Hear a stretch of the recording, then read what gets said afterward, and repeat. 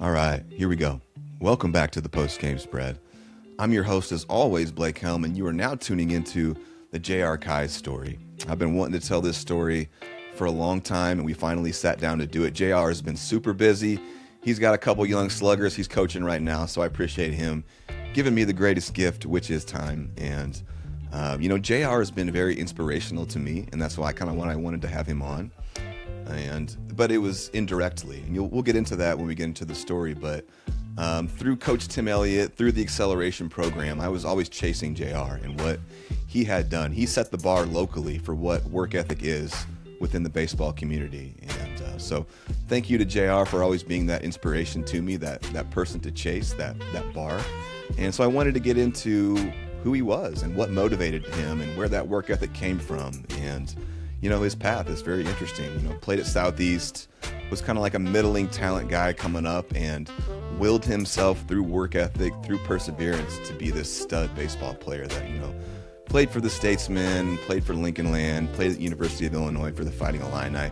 Could have absolutely played pro ball, but, by the time, his U of I career wrapped up, I think he was worked out. And he had, turned over every stone, and it was time for him to move on. So, fascinating story. JR and I had not had a lot of communication previous to this. So I don't really know JR on a personal level until we had this conversation. Now I consider JR my boy. So that's kind of how these conversations go. They're so special. He was incredible. We just sat down for about 2 hours and did our thing. We went over his whole career. It was beautiful. Some really special insights from him. So I know you guys are going to love it. I want to say thank you to everyone that contributed to this. So Coach Tim Elliot, Ron Bull, Riggle, PJ Finigan, Dusty Bensko, Joe Albsmeyer. You're going to hear clips from all of them. I know you guys are going to love it. Post-game spread.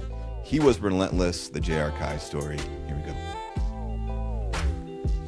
All right, hey y'all, we're going to do a little sponsor breakdown before we get into the story here. And I have a unique mix of local entities as well as national entities that help, breathe life into the podcast. So first, national, we're going to go with Clean Fuego. It's awesome for, seeing spin, having an idea on plane, a great throwing tool.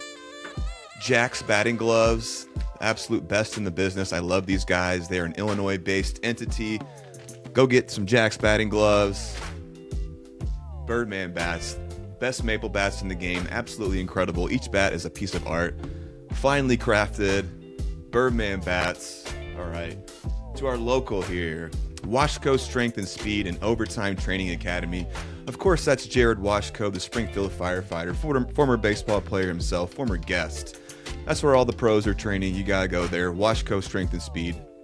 Body Symmetry, this is Chad Marshik, probably the most versatile trainer in town. I used to work under him, a mentor of mine. They can train everyone from a professional athlete to a grandma. Best in the business. Bank of Springfield, this is set up through Jason Knadler. They've got a whole team of baseball players there. They can handle all your banking needs, bank local, bank boldly with BOS. Sitco Chiropractic. This is the Sitco family. Grew up with Casey and Kyle. Their older brother, Ty, was a good baseball player too. Just love these guys. They can handle all your chiropractic needs. Best in the business, best in town. Glisten Heating and Air. Absolutely love Gibbs. He has gone above and beyond to do my parents' system, my own system. He's got a son right now balling out at Pleasant Plains. Love this guy, a hard worker. Came by the other day and fixed a problem at my parents'. Was there till 9 or 10 o'clock at night. So an absolute grinder. Respect that. Eric Easley, the realtor and local baseball dude. Go see him if you want to get your house sold or you got anything that you need done in the real estate game. A local baseball guy, dude, by all measures. The Office Sports Bar and Grill. Love this place. This is, I could go there to just look at the walls and all the memorabilia. And what I think is cool is you can go there and, see a former athlete that you always wanted to know or you never knew about or never got to meet them. So there's always people in there that are interesting. So go see the Office Sports Bar and Grill. Cold drinks, great food. Milner Dentistry. This is Ty Milner, the coolest dentist in town, a former baseball player himself, played at U of I. I am a client there as well. Love Dr. Ty and his staff. Clean, friendly, the best place in the business. Hammers Radon Mitigation. This is Springfield firefighter Les Hammers, close friend of mine. Used to play some pro football. He can handle all your radon mitigation needs. Hit him up. He's the guy. Cardinal Cleaners. This is Adam Springer, coach at SHG, played some college baseball, local Chatham legend, got some sons coming up that are some ballers.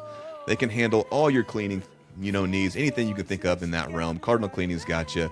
GT Performance Consulting. This is Greg Taylor, former guest, former Springfield High School great, went to Forest Park and Louisville. So he's doing sports performance mental training stuff. And if you haven't listened to the episode, it's fascinating. Go see Greg. He can do remote work. He's absolutely incredible. Safe House, Illinois. This is Dave House, the Lanphier head coach. They're going to do, your house inspections when you're going to sell it. He does other things too. Go check out Safe House, Illinois. Him and his dad are a great team. They've been supporting us for a while. Love that guy. Former teammate of mine. Just great vibes on him. The next one is Hudson Chiropractic. So this is a chiropractic entity located in Cape Girardeau, Missouri. This is Murray State great. Former teammate of mine, Seth Hudson. He is the man. So cool. He's doing a great stuff down there. Love seeing him at the golf outings every year. Been a huge supporter. So thank you to Seth and Hudson Chiropractic.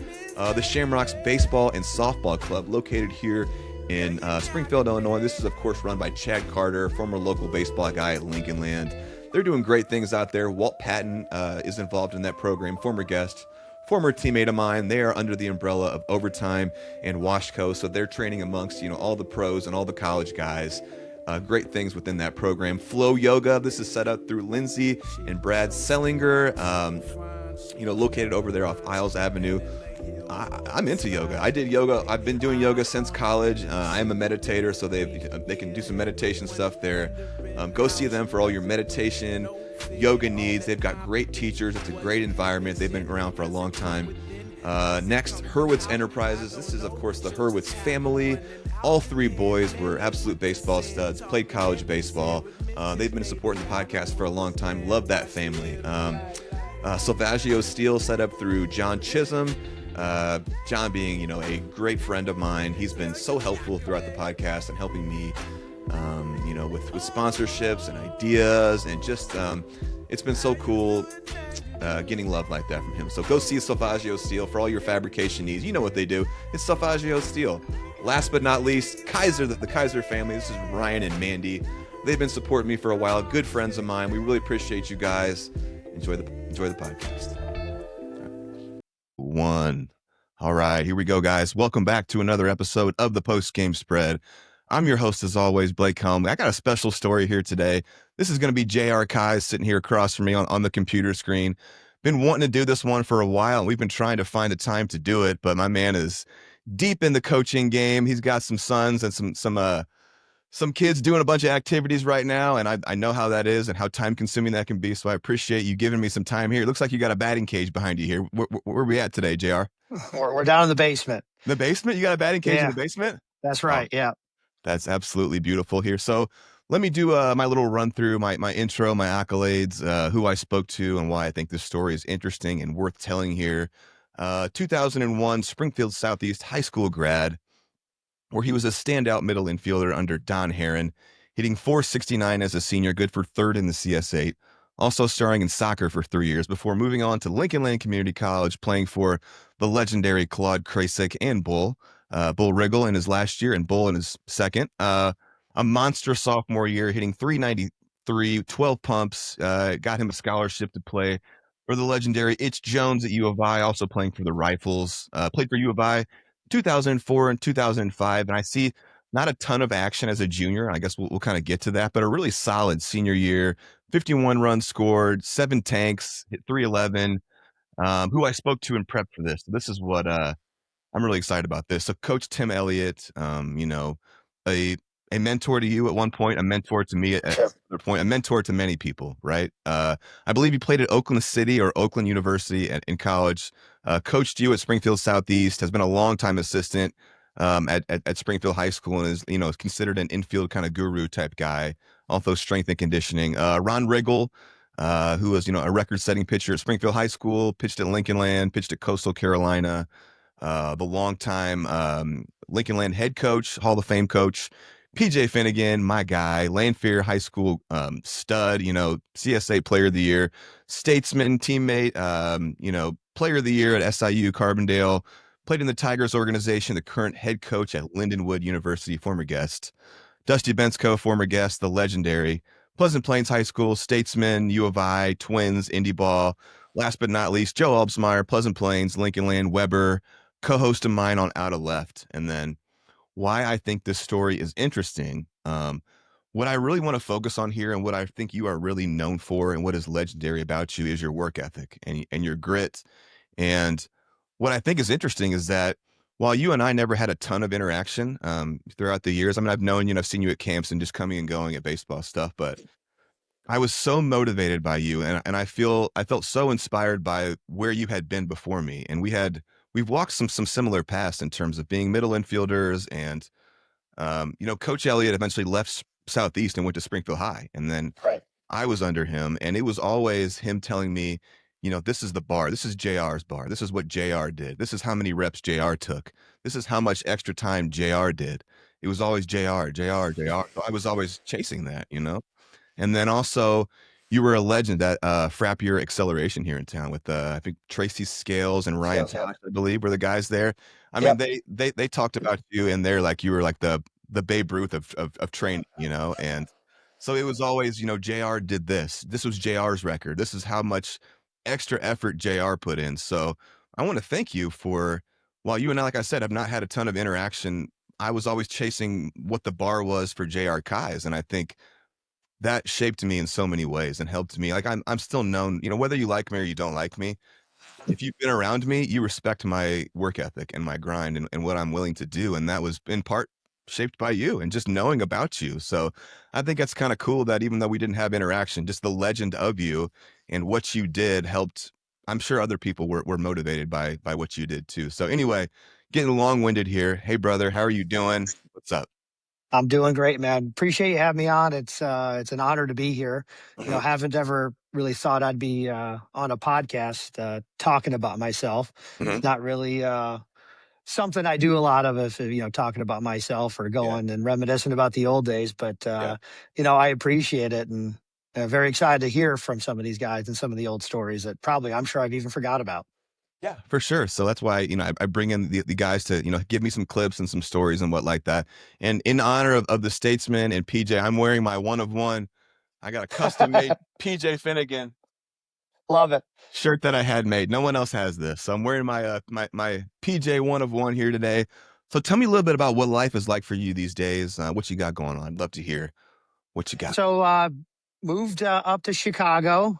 So live up in the Chicago suburbs now. Got 2 boys, 11 and 13.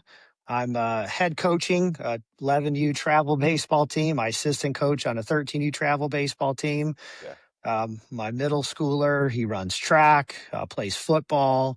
Also coach football now, even though I never played it. So I'm coaching a little bit of everything, staying as busy as I can, and finding some time to do work on the side. Yeah. And what are you doing for a living these days? So commercial real estate development. Right on. So we work with lots of different clients across the country, building real estate, leasing stuff to different kinds of tenants. Pretty active in building daycares right now. A lot of demand for dual income families that need places to put their kids.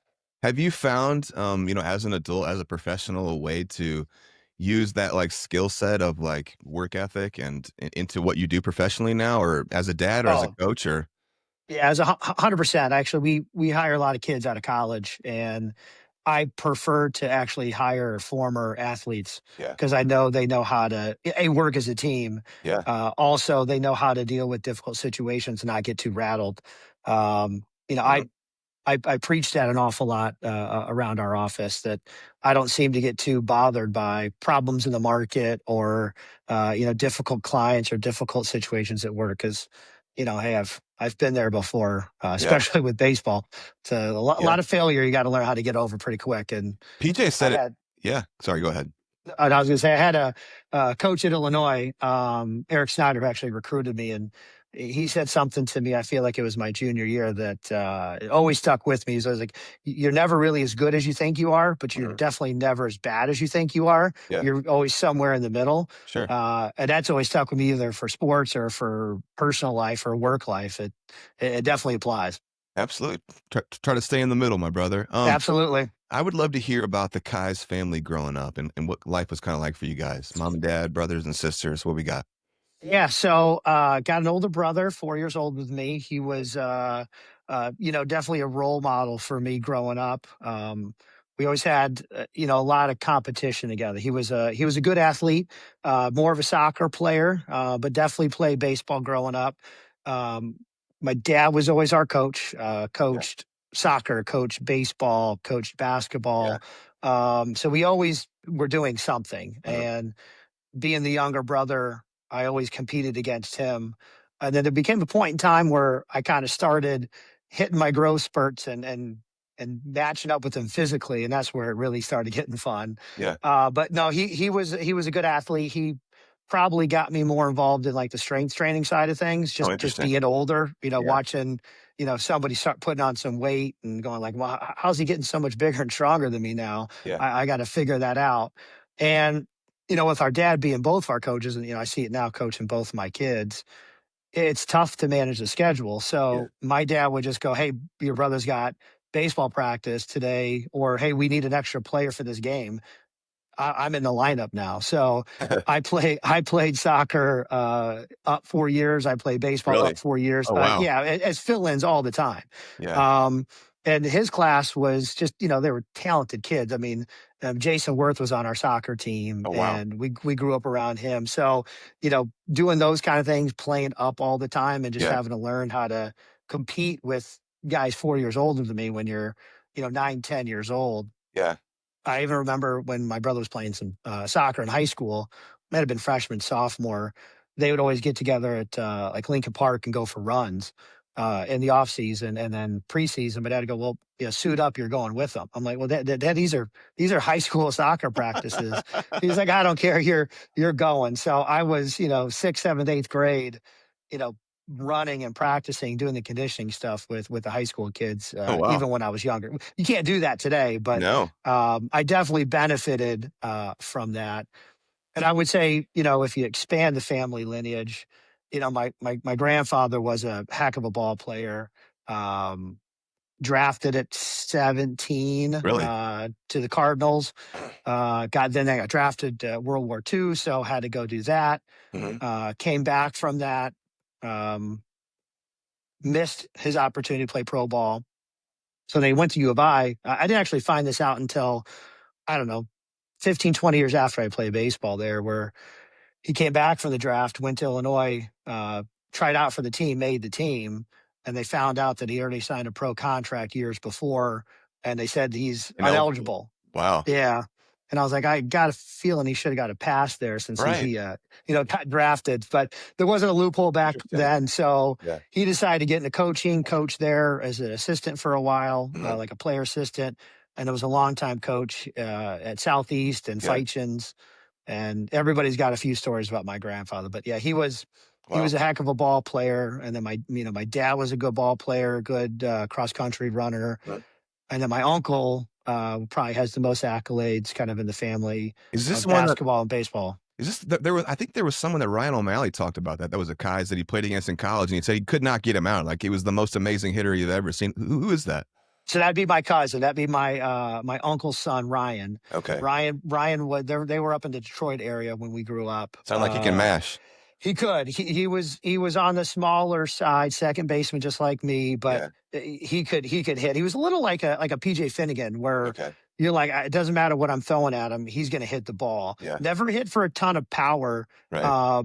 Yeah, he went to Ohio, and I think his senior year, I think he was an All American Wow. at Ohio, if I remember right. Yeah, just a great ball player, and he was 4 years older than me as well. Okay. So a lot of this stuff we'll probably talk about here that me and my dad used to train and do. We'd get some different tips from Oh, from cool. my uncle and some of the Yeah. stuff that they were working on that Yeah. trickled down to us. All in the family, I love it. Absolutely. Tell me about your earliest memories of baseball. Anything stand out there? I was trying to go back and remember that. Yeah, it's a funny I one. just remember it being fun. Yeah. I mean, I look at As it today the should way be. we're, yeah, absolutely. Look at the way we do it now with, travel ball at 8, 9 years old. Even younger sometimes. We didn't do that. I mean, we played we played the house league stuff. Yeah. I remember playing against the Hewletts and Fairview guy? Finigan. Fairview, yeah, we played Fairview. It was always, my dad was a banker forever, so my dad's bank always sponsored the team, and Yeah. my dad always Yeah. was out there coaching, and we just played and had fun. Yeah. I don't remember it getting even somewhat serious until we started Statesman. I think that was at Yeah. 12 Yeah. with Same. Tim Hewlett and That's when travel ball used to start around. correct. Yeah. And that's probably the way it should be. I wish But it was, but rec ball is dead now, man. It's sad that as sad as that is, it's true, you know? absolutely. And we play a bunch of travel teams now where, they're throwing some of these pitchers 70, 80 pitches at 10 years old in a game, and you just going, what are we doing? We're And you going wonder why along. there's got like I think SHG right now has 4 guys out with UCL, I, Tommy that, John. It's crazy. It's crazy. We could probably have a whole segment just on Yeah. youth baseball, but yeah, it should have been fun. And if I Yeah. sit back and think about, and one of the things that always stood out to me on Dusty and PJ's podcast with you was their crystal clear memories of games when we were, 12, 13, 14 I years don't have those old. kind Like, of memories. oh, me neither. When they say them, I do recall them, but Right. maybe it was because I wasn't the guy hitting the bomb in the Right. seventh inning to extend the lead. I might have been the guy cheering on the bench or running the bases, but my memories are a lot of the off the field stuff. Mhm. The at the hotel Camaraderie. or Yeah. yeah, all that stuff. So yeah, I mean, baseball for me was always just fun. We were always busy. We went from baseball to soccer to always doing something, and we Yeah. just preferred to be busy like that. Yeah. Man, I'm so glad I'm here with you, brother. This is fun. Tell me this. Oh man, I love this question so much, and I love the answers from it. My relationship with my father was so heavily built around baseball, and him, supporting me in my pursuit of collegiate and professional baseball. Endless catch, endless batting practice, never said no, always had time. Talk to me about the importance of your dad in your baseball journey, how he supported you, how he was there for you, how anything you got that comes off. I'd love to hear it. Yeah, we could probably spend again a whole segment just on that part Yeah. there. I mean, my dad was a pretty special guy when it comes to my athletic career for both Yeah. me and my brother. Hmm. Work ethic wise, I think he always kind of instilled that in us. And again, small stuff: make your bed, help out around the house, cut the grass, that kind of stuff. We Hmm. we always were taught, if you're going to do it, you're going to do it right. You're going to do it Yeah. great. We had our ups and downs. I'm sure every little middle school, high school son and dad, have. But Yeah. he pushed me. I would have never gotten to where I got if it wasn't for him. Both Um, Dusty and PJ said that your dad did push you in ways. oh heck yeah, and Yeah. nothing crazy, nothing bad. But you know, if we had 3 practices a week for an hour or 2 hours, that was the bare minimum. Right. We would leave That's that insane. practice, go to another practice. Yeah. I remember, one of my favorite stories. Again, this came from my uncle, where my dad was always like, I can't sit here and throw from 50 feet, hundreds of pitches. It's going to kill my arm. My uncle was always like, you don't do that. You get real close, you get on a knee, and you just throw as hard as you can. And as you started getting older, I was like, I'm going to hurt him. I'm gonna hit the ball too hard. He's going to hurt him. So he actually found a welder in town, and he welded this like 3-piece metal L screen that you sit on a knee, and he'd get 22 feet away from me and just throw it as hard as he could. Really. And he could pack it up, put it in the trunk of the car, and that's the L screen we used, for years until I got older. And Really. then he finally bought some kind of rickety old L screen that could break down It's from somebody. amazing. We used to Yeah. strap it on the hood of our car, and go over there by the motorboat club off by Hazel Elementary School Oh my was the God. the Yeah. softball field. That's where we hit Really. every day all summer. Wow. Um, I never had like a place at home, but we didn't do a lot Yeah. of tee work like in the garage. That wasn't us. We were live on a field, hitting the Really. balls out there, Yeah. and then picking them up with a bucket. But we did that countless times. I mean, Yeah. after practice for at least a bucket or two. And I look back, hitting I love to do. I, Yeah. I always hated when the hitting was done. He said, time for ground balls now. That's when I was like, if we ever butted heads, it would be at that point in time. hated the fielding practice, That's and great. it showed. Fielding was always my weakness, I would say, growing up. Me too. Oh man, that's so much interesting stuff there. Let me ask you, did you so it sounded like your dad, saw some talent in you and wanted to nurture it. Was it you asking him? Because I've got young kids now too, and I'm trying to figure out the balance of like, do I push them? Do I offer it to them? What is the like we're doing this versus offering it to them? Was it you asking to do this, or was it like, hey, we're gonna go do this? And then you just kind of fell in love with it as the time went. I bet you it was probably a solid mix of both. I Yeah, think he saw that I had potential, yeah, and I think we also had a heck of a team in the Statesman where some of these kids had matured and were yeah, just flat out better. And yeah, I was like, hey, if we're gonna, stay in competition here, we better put in the extra work. yeah. Then I quickly Beautiful. fell in love with that. Once you Yeah, start seeing the results of the yeah. extra work, then you're just It's like, addicting, yeah, isn't it? oh, absolutely. Yeah. So he would push. Okay. I'm sure I asked. There were certain things I asked for more than others, Yeah. but yeah, I absolutely fell in love with it. And again, if I'm being honest with myself, if I look back now, what do Mhm. I miss the most? It's the training. It's the lifting. It's the cage hitting. Yeah. I like to compete. I like to win, but don't get me wrong. I don't miss playing 9 innings of baseball and only getting three at bats and Yeah. not getting a ball hit to me. No, to me, it's the training. I absolutely love the training, Yeah, me too. and I'm sure we'll dig into that here in a little bit. But Yeah. I could have done that all day long, all the time.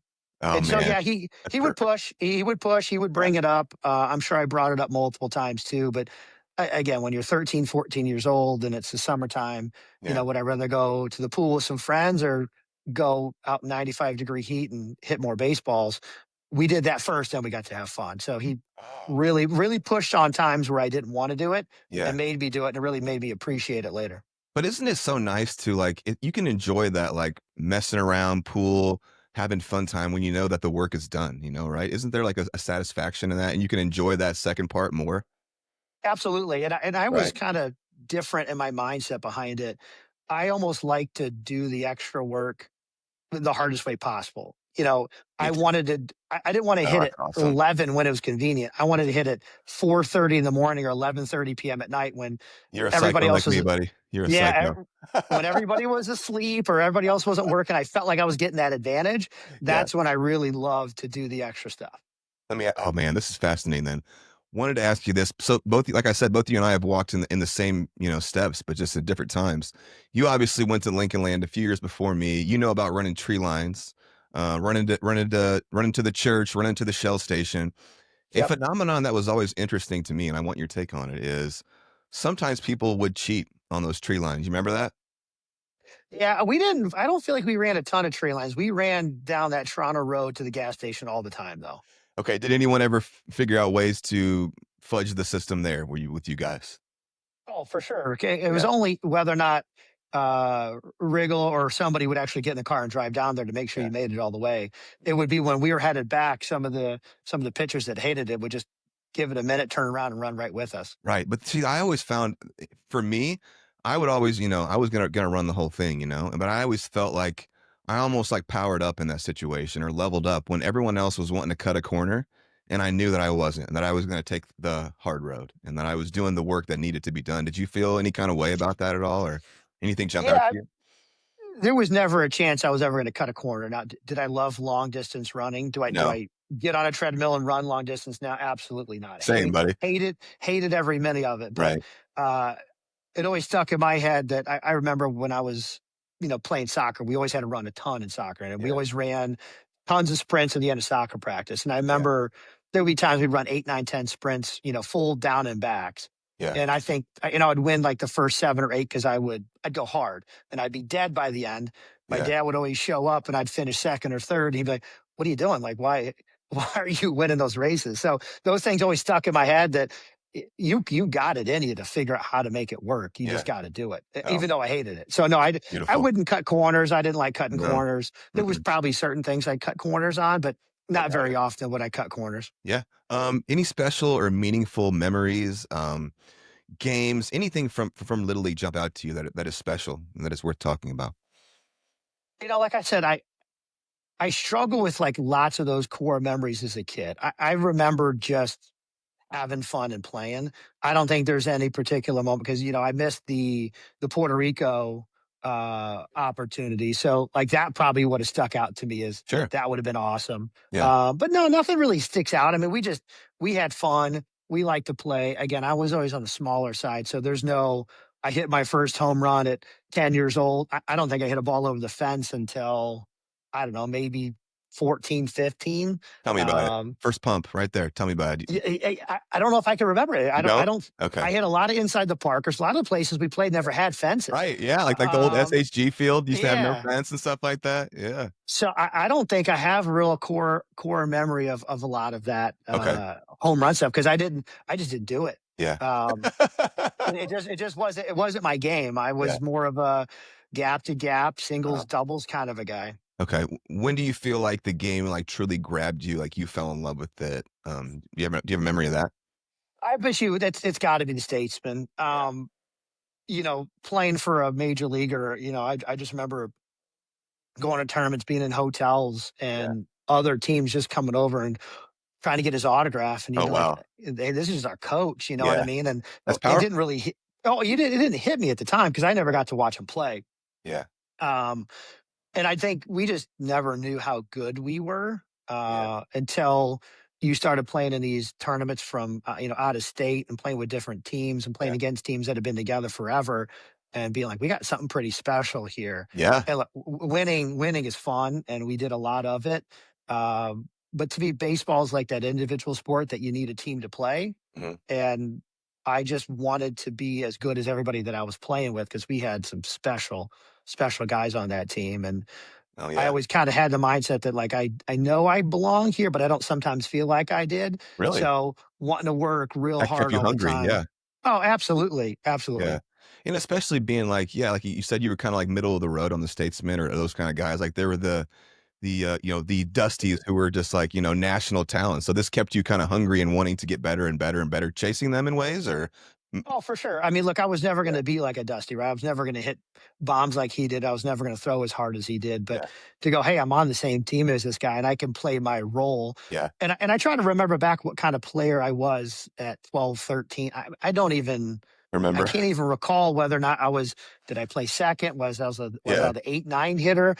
Maybe Dusty and PJ have those memories, but yeah, I feel like I played my role and I contributed. And yeah, it wasn't until I started getting stronger and bigger that I really started kind of coming into my own yeah. later on. Man, and I've said it before that the Statesmen are one of my all-time favorite teams, and Dusty Bensko really felt like a celebrity, like a local legend, celebrity type guy. Like you hear all these stories, and like even today, you still hear all the stories, and like the home runs that get told now, they keep getting longer and longer No longer, as yeah, time goes on, right? absolutely, absolutely. Yeah, I mean, he was a one of a kind of a player. I mean, Yeah. he wasn't one of the original guys when we put the team together, and I think it wasn't until we played him. I don't remember if it was league play or if it was just a scrimmage. And I think we kind of saw him was like, we need to get We need that a guy. guy Yeah, that somehow, guy. some Yeah. way. Yeah. And what I loved about our team, I don't know if we had 10 or 11 when we first started, but we never had big rosters. Right. So We would everyone's just we would playing. Everyone played all Yeah. the time. Right. We would pick up, a pitcher or two A Brad sometimes when Sellinger or something every once in a while or someone like that. Yeah. exactly. A Jordan Uh, off. Yeah. yeah, we would grab guys for tournaments and go, Yeah. we need a couple innings out of you, and then Yeah. That's yeah, awesome. we. If I look back, I can't even probably remember half the guys that we threw on the roster over time. And you guys got inducted into the Hall of Fame in the past couple of years, right? The Springfield Sports Hall of Fame. I must have missed it if we did. I don't know. Okay. Maybe I am incorrect on that one. You guys are still legends then. Tell me about some of your favorite memories from the Statesman. Does anything jump out there, or are you still like just don't have a lot of memories or stories, or what No, you got? again, most of mine aren't going to be gameplay. I'm Okay, trying well, to then let me remember just what. ask you about players then. How about that? Well, I got one good memory for you Let's go. that always stands out that I tell people Okay. about. We're a bunch of small town guys Yeah. from all over Central Illinois, Yeah. and I think we went to like our first tournament. It might have been our first bigger tournament. We played this team from New Jersey that had like professional button-up uniforms, fitted hats. I mean, we still had. Bank of T-shirts. Springfield T-shirts, and we had two color T-shirts. We didn't have bat bags. bags. We didn't have matching helmets. We didn't have anything cool and exciting. We just kids that just like to play baseball. Right. And there was this grandpa who was talking to our parents while we were warming up, and he was like, "Hey man, how long you guys been playing together?" And they're like, "Oh, this is like our second, third week together. We're just kind of getting it going." The guy's like, "Oh, pack your bags. Good luck. We've been playing for years. I think we're like 50-10 for the season. We Yeah. just killing everybody." And we came out there, and I think we beat them by like 12 or 15 runs. And it was just great because he was just like, these guys from middle of nowhere Springfield with their T-shirts, Right. Yeah. just That must have beat been, the pants off of it. And we loved it. We absolutely just love going out there and yeah, beating teams underdogs. like that. Yeah, Right. it was great. So for me, those are the stories, those are the things I remember of just our ability to be no name from Yeah. nowhere, Yeah. going out there and competing against some of the best teams in the And you guys country. went all the way across the country and competed against the East Cubs and the Doolin Dodgers and like all these like storied programs and hung with Yeah, them, Indiana beat Bulls. them. Yeah. Indiana Bulls compete. I mean, all these storied programs have endless big leaguers, endless pros, D1 guys, and that this team from Springfield, Illinois was going around in their kind of like, tattered jerseys and t-shirts and like unassuming is just, it's special to me. It's kind of like a magical romantic baseball thing to me. Yeah, we weren't scared of anybody. I Yeah. look at some of the kids that we've played with and some of the guys I've had on my Yeah. younger kids teams, and you get a guy that's out there who's big or who's throwing hard, and the kid's like, "Oh God, we can't hit that." I mean, Yeah. we were give me the guy that's throwing hard. We're going to tee off on this guy. Yeah. We absolutely loved seeing the best, and again, we had great teams and we Yeah. had great players, and all it needed was PJ to lead off and put the ball in play or hit the ball hard to go, "Oh, we got this guy." Yeah. It wasn't we never got mowed down by too many people. Oh man, I love that. There are some names that I just wrote down here that I kind of know decently, and I'd love to hear. Maybe you have a thought or a story or anything on them as a player. Let's start with Eric Gum, the funny character on the Statesman, wildly talented. We're gonna do his story sometime. But you got anything on Eric Gum? Eric, I'm trying to remember how many years we played together and when he Yeah. came on the team. But Yeah. look, he was one of a kind. Like, Yeah. you know, again, do I have one particular story about him? No, but like him on the mound, him just working so fast. You make an error, him just staring it down, just like, what the hell are you doing? But yeah, we played quite a few years at Statesman. We played quite a Yeah. few years together at Lincoln Land, and then Rifles.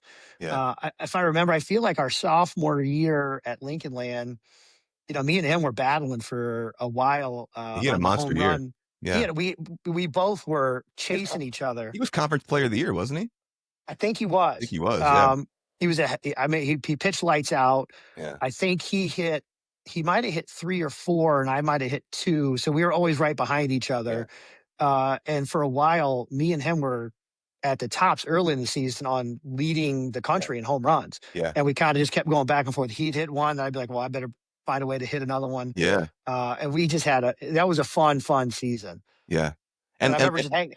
Go ahead. and just how cool it is that you built yourself up from being this guy that could not hit it over the fence to being a legit home run hitter. I love that, man. That's what a testament to hard work. That's the weight room. For me, that was all weight room. I never Yeah. had the stature. I had the bat speed. Yeah. I just never was the guy that was putting the ball over the fence. Yeah. So okay, so that's some Eric Gum. How about some Phil Durant? I always thought he had such an interesting little career of, maybe not like an elite athlete per se, but elite bat to ball skills. And that guy was born to hit. He could hit, you drop him right out of bed in the morning, he's gonna get a couple hits. I'd love to hear a little bit about Phil Durant.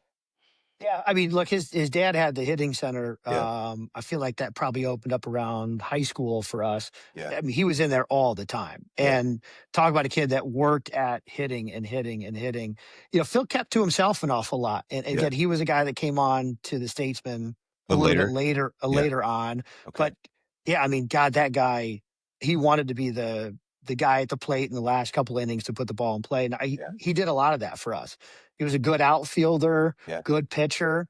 He went to, I'm trying to remember what high school he went to. Calvary. Calvary. So, didn't have a lot of guys on that team, play a different conference. So Yeah. there would be months we wouldn't see or hear from him. Yeah. Then he'd come back and fit right in. But Right. we used to give him a hard time. His swing, he would always like smack the hell out of his back after every single swing because he would get just full extension Yeah. every time. Like, so you don't break your back doing that. But no, he was a great hitter. Yeah. Hit the ball hard, always put the ball in play, and Yeah. you could tell just wanted it real bad. Okay, let's go. We've talked so much about Dusty and PJ. I think we don't need to get into that. But how about Bo Gum? What you got on Bo Gum? Bo is, if I remember my earliest stories about Bo, Bo was like a man among Man, boys. Like, yeah, yeah, I mean, he was jacked. He hit puberty earlier than everybody else, yeah. and you couldn't get Bo out. I mean, He was not like, only because he could hit. I mean, he would always make contact, solid contact, yeah, but he was so fast. yeah, Like, fast. it didn't matter. He put that ball in play on the ground, whatever. It was a home run because it was going to be a single, steal Yeah, second, steal third, steal home. He was probably one of our best players early on, yeah, just because he was so physically stronger than everybody else. yeah, And then it was fun to be able to compete against him at Lincoln Land. He went to yeah, Parkland. yeah, Um, Bo was always a hell of an athlete, yeah. and I want to say might have been his junior or senior year. I think he won state in the 100, 200, something like that. I mean, Really, I didn't realize that. yeah. Yeah, he was a hell of a track athlete. So Oh he was just man, yeah. he was so fast. I Why? mean, I think he was our center fielder most of the time, Yeah. and then he played some second base. We platoon a little bit, but yeah, he was just a hell of a ball player. Oh man, love it. Let's move on to Greg Finigan, and he ended up being kind of the longtime coach of the Statesmen. That guy loves baseball. His recall is absolutely nuts. Like he can remember Yeah. balls and strikes back to like Little League. Tell me a little bit about Greg Finigan as a coach. What he meant to you, his style of coaching, anything that jumps out. I think I remember listening. I think some of the PJ podcasts where everybody says the same thing. Greg was a competitor. He wanted Yeah, to win, them Finnegans but like winning, boy. yeah, but they do it the right way. You know what I mean? Yeah, yeah, We never played bad baseball. yeah. We played Respected it the the right game. way. Yeah, We respected the game. sure. He expected an awful lot out of you. And he was just a hell of a coach. Like Yeah, he knew situations better than anybody else. yeah, His mound visits of situational baseball of we're going to hit this cut or we're going to run this bunt defense. I mean, some of that stuff now that I'm coaching, I'm like, how the hell did he keep all this stuff together and how did he teach it to us to learn it? Because it's hard to teach kids where to go and what to do and yeah, how to be ready for every possible situation. yeah. And man, he was good about it. One of the things I remember he always used to do when we would struggle, have a bad inning, not putting runs across the board. He'd get every one of our bats in the dugout and throw them out in the field. Wake them up. He's like, "Gotta wake these bats up. You guys aren't doing your job." Yeah, he always had a little something to get you going. Oh man, that is such a classic baseball dude move, man. I love Yes. it. Let's move on to some Don Heron playing under him at Southeast. I'd love to hear about your experience playing under him. So I only played with Don for 2 years. I think Okay. after my sophomore year, I think was his last season. Okay. So, and then I had a whole slew. I had Brett Ashbaugh, who was the football coach, stepped in for my junior year, I didn't realize that. and then Joby Crum was my coach my senior year. So Joby was the crumb. He's coached all over yeah, the place, man. I he think he's has. coached like at every school, every sport. He's been a head Yep. coach, man. He's been around. So I mean, Don was a character. Interesting. He had he had all the different one-liners and isms, Yeah.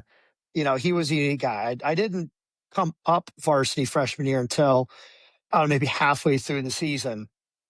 And then once I came up, I stayed up. But yeah, I mean, he loved his LSU. He talked about it nonstop. This is how they do things. This is Yeah. this is how we need to do things. And Okay. we definitely tried our best there. But he was just an absolute character. Oh man. But he again, guy who wanted to win and didn't give you a lot of leniency on too much. He expected an awful lot out of you.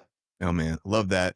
Before we get to some a little bit of the end of our high school stuff and recruitment, I want to play I'm going to play a PJ clip here and a Dusty clip. So let's go PJ to start with here. My guy, PJ. That dude got a lot better from the time we were 13, 14 years old to where he ended up in college. And it's a true testament to just how hard he worked and how diligently he went about it. Yeah. I think the funny part about it was I truly think he loved it. Yeah. But a lot of it, too, was like his dad was a big driving force and got Really? on him pretty good. And I think there was a little bit of it. It was like just to spite his dad. Like he grew to love it and went after it and like did it just so his dad would get off his back. But, you know, he always had like this great drive anyway. I'm not sure that he needed that, but it was a good little like back and forth between the two of them that drove that. And, you know, for not being the greatest athlete, like I'm not sure that there was a better hitter, just pure like bat to ball, pure hitter than him. And a lot of that had to do with just the time and work he put into it. Yeah, and that was going to be my next question was, what do you remember about him as a player? Is there anything that you want to talk about? Anything like how his hitting, his fielding, anything like that? If you got more, elaborate. Yeah, and I think that's what it was hitting-wise is like he didn't really have a weakness. Yeah. You know, and I got the unique perspective of being his teammate and seeing it firsthand, a ton of at-bats, but also getting to throw against him. And, like, that was a guy you didn't want to throw against. Like, he just didn't have a weakness. Like, he wasn't a guy that came off the baseball, you know, that you could get out with off-speed away or whatever it may be. Like, he was a very, very polished hitter. And that was a guy that when you knew when he came up, you were hoping that there was nobody on base. And that's just what I always remembered is, like, there wasn't a ton of weakness there. And you were going to get a high level at bat anytime you faced him or, you know, when he was on your own team. Like, he was a guy you wanted up with people on base.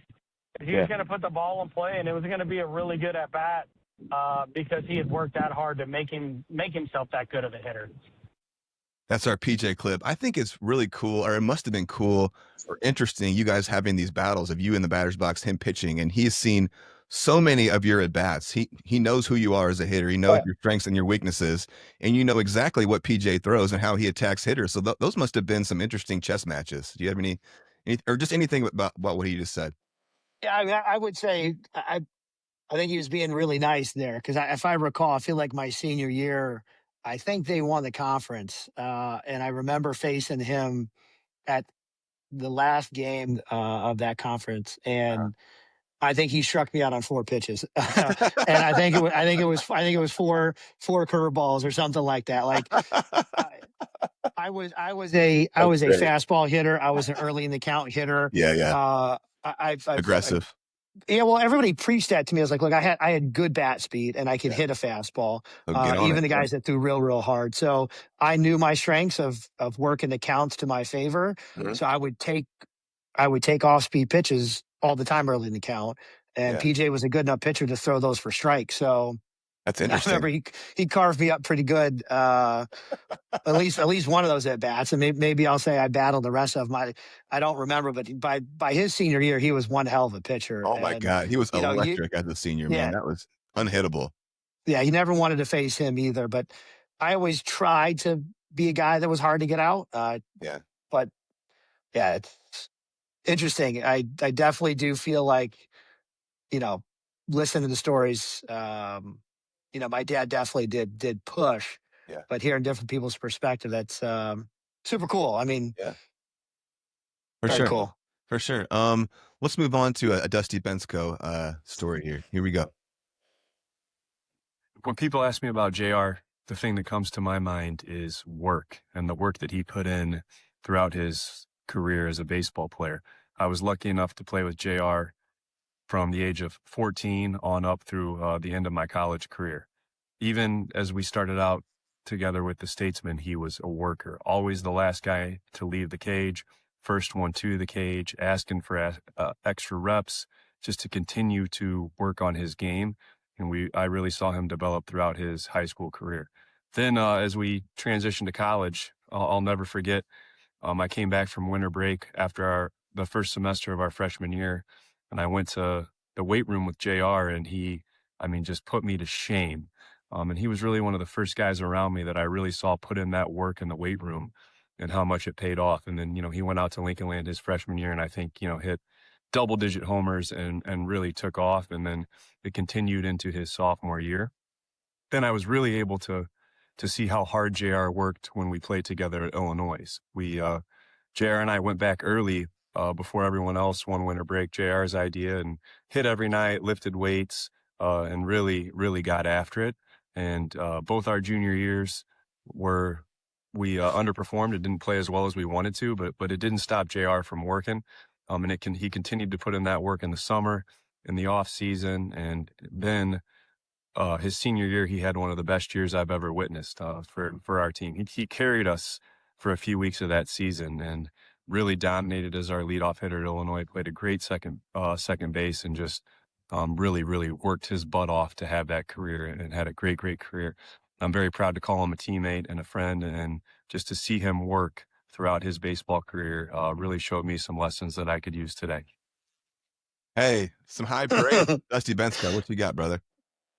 No, he's right. We had a lot of fun together. Yeah. And Dusty was a kid that also worked real hard. I didn't live at Plains, so there would be periods of time we wouldn't be together. So He was known as a hearing worker those too. stories. Yeah.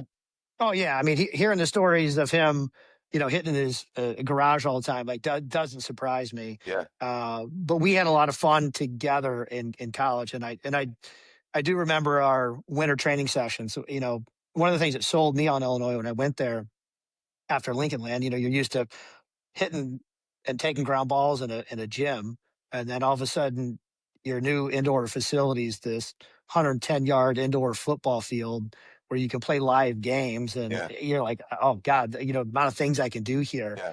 And they let us have access to that thing whenever we wanted it outside of when football was using it. So we used to go there and put a tee at like the 50-yard line, and they had the uprights kind of on the nets in the background, and we'd sit there and see how many backspin balls we could put through the uprights. Oh, I feel like we would just do that for hours. Really?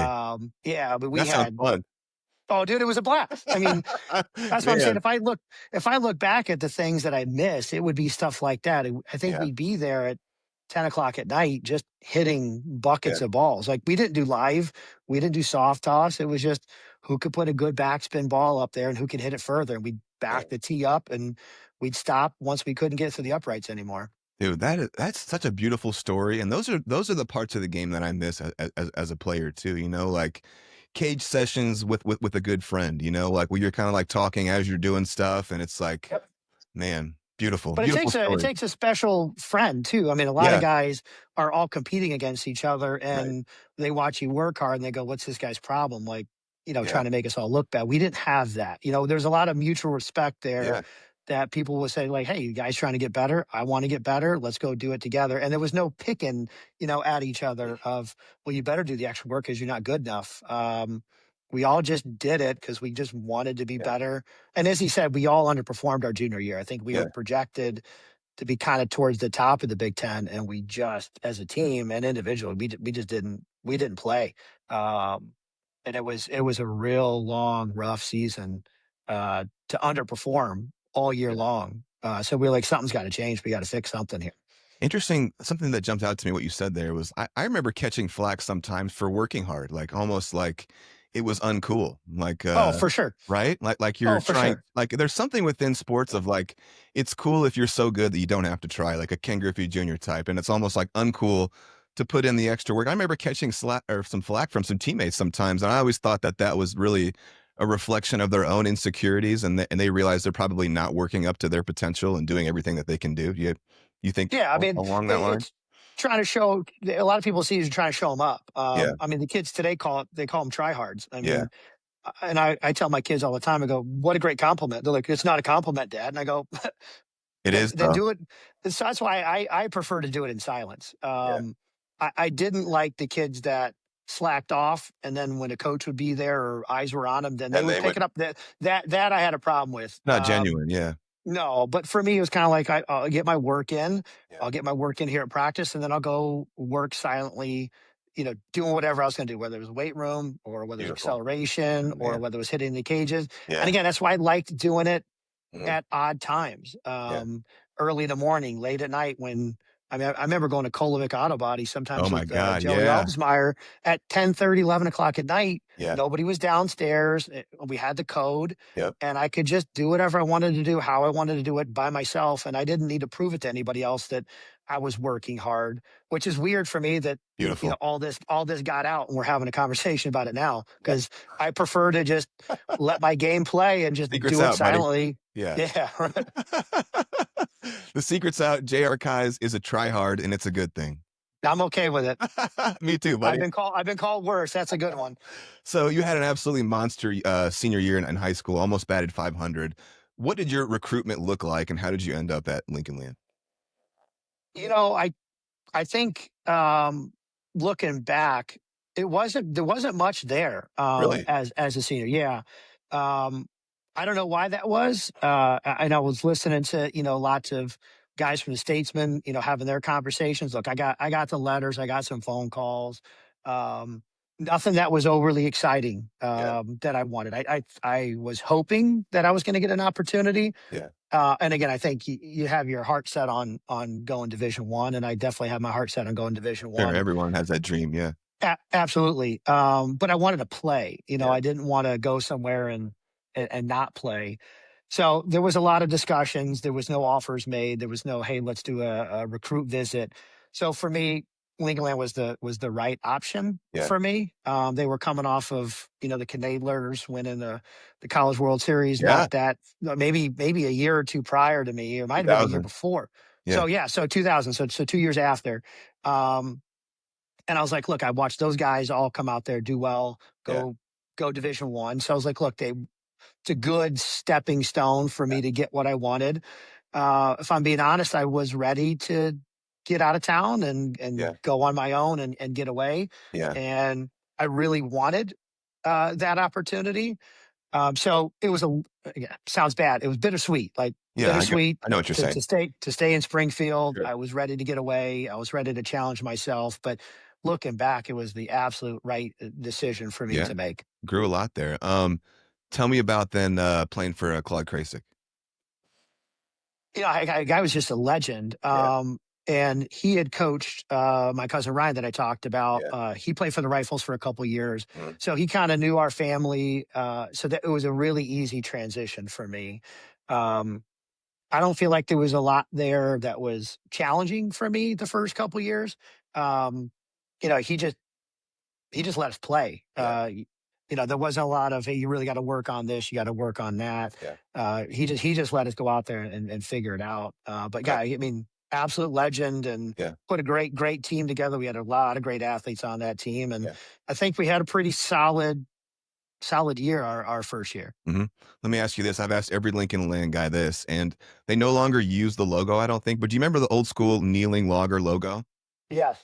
So I have it actually tattooed right there. Oh yeah. Is that Claude? Claude has denied that it was made in his likeness. It sure looks a lot like Claude. O'Malley thinks it's Claude. Justin Canadler thinks it's Claude. Jason Canadler thinks it's Claude. What do you got? I'm going to go along the same lines. Why not? It's got to be him. I'd say the things I don't miss about Lincoln Land was I don't miss all the field work. Oh my God! Being a middle infielder, I absolutely hated all the lip repairs and I will say that was the one thing about Eric. Eric, I don't know if it was his job or he just liked it. He loved cutting the grass, so he would get the I think that was mower. his job. Yeah. Okay, so but he loved it. I mean, he would cut that. Always be like, hey, make sure you take extra special attention to short and second for me. But I don't miss getting the field ready on rainouts and digging holes in the outfield and pumping out water. No, I don't miss those days. How about those legendary lengthy Claude practices? Those were spoken about. What you got? You got anything on those? I tell you what, when you put that in there, I sat there and I was like, what is he talking about? Maybe because I just loved to practice and that's what I went to school for. It? I don't remember being like, God, I wish this thing would end. Okay. No, never really seemed to bother me. And I want to say, like, even after some of those practices, we'd go to that backfield. More. My dad would come and we'd go hit more there. So that's beautiful. I don't have a lot of memories of being like, man, can we get the hell out of here? Okay. Let me ask you this then. The legendary Pally, Bruce Richards. You got any stories? You got anything funny there? When I was trying to remember back on some of my Bruce stories, I just remember him sitting on a bucket in the indoor on the basketball court in our little cage that we had with a bucket of wiffle balls, just working one-hand drills, and that's all he would just sit there and tell you, "Gotta keep the arm in, gotta keep the arm in." And he would just sit there and just flip and flip. And again, I don't remember how old he was at the time, but you asked him for anything, let's do it. Let's go. Like Yep. he was always willing to help out all of us. He was just an absolute great guy. All right. Finish this legendary Pally quote. All right. It's not here. Where is it? It's here. And it's the exact same thing, isn't it? Yeah, every single time. That's what I'm saying. It was always the one-arm drill. You know, you're doing this, but you need to do this. I was like, all right, let's keep going. So for those of you guys that don't know, Bruce Richards, rest in peace, Pally, was the longtime, I guess he was titled as a hitting coach, but I always saw him as more of like a morale guy. I don't know. Like, yes. Yeah. So. Absolutely. Absolutely. But again, he sat in that cage, man. Yeah. He would be in that cage and he would tell you, whatever you need, I'm here to help you out. And he was an absolute great guy to have. Great energy, calm, loving, just a great positive presence to be around the baseball field. Always positive. Absolutely. So shout out to Bruce Richards, a legend. Rest in peace, my guy. I want to do a couple Joe Albsmeyer clips here. You ready for one? Yeah, let's do it. Let's do one. Let's go. Here we go. J. Albs. JR was such a prepared hitter, not just from all the work that he put in and all the routine, but it just seems from a mental aspect, he was always super prepared as a hitter. With him hitting behind me my first year at Lincoln Land, there were numerous times that he would take a strike, and then Bull would send me to steal, expecting off speed on the next one, and more than half the times they would float it right down the middle, and JR would still take it so that I could get to second. And then he voluntarily put himself in, an 0-2 hole, but was still such a prepared hitter that on numerous accounts, he would still be able to battle, fight balls off, which is something so funny because I could never fight a ball off. Like any time that I hit a foul ball, it was, because I couldn't put it in play. JR was good enough, had enough control that if there was a pitch close enough to the zone, he could, put it out of play. Always talked about having a two-strike approach with a shorter swing. Again, I never changed anything with two strikes. Countless times, JR would hit two-strike, doubles into the gap or down the line or something, and he would come back giggling, talking about, man, imagine how far that would have gone if I didn't shorten up on it. So when I think of JR, I always think of how prepared he was as a hitter, and just not like I said, not just from preparing with all of the drills and the work beforehand, but just mentally, it seemed like he always had a plan going up there. Love some J Albs. You got anything to piggyback on that, or? No, I mean, it's funny. Well, I'm sure we'll talk more about it here as we get into it. But having the two-strike approach was something that we worked on a lot. Yeah. And it's one of the things that, later in my career when I started hitting a lot with Jason Worth in the off season, where he was like, you got to stop doing that, man. Yeah. You got to start swinging the bat, especially at the higher levels. Yeah. But yeah, it served me well for a period of time. Strikeouts, I hated them. I prefer to never strike out. I prefer to never walk. I wanted to hit. When I was younger, my dad was always like, look, we're here to hit. We're here to get better. If you can hit, there's always going to be a place for you on a roster. And, early on in my career, my dad was the kind of coach that was like, hey, it's 3-0. That pitch is over your head or in the dirt. You better swing at it. Let's get another strike. Let's get a chance to hit. He didn't want me taking walks. Yeah. He was like, getting on base doesn't mean anything if you didn't get on it and earning it. So let's swing the bat. Would you say that you deeply loved hitting? Oh, for sure. Absolutely. Me too. Let me ask you this. Do you love hitting more or baseball more? Hitting, probably. Me too. Yeah. But you just said something really interesting there.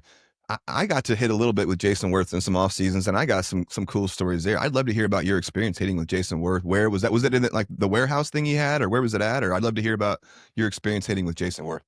So for me, it was the off season between my junior and senior year at Illinois. So it'd been like 05, 06 in that range. Yes, it was the year before I think he went off in the World Series with the Phillies, where he had that monster World Series. My parents knew his parents. At his house.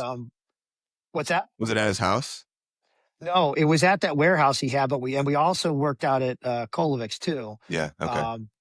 So it was. I think my mom ran into his mom at the fitness center, and and she was like, hey, Jason works out. He's looking for somebody to throw to him.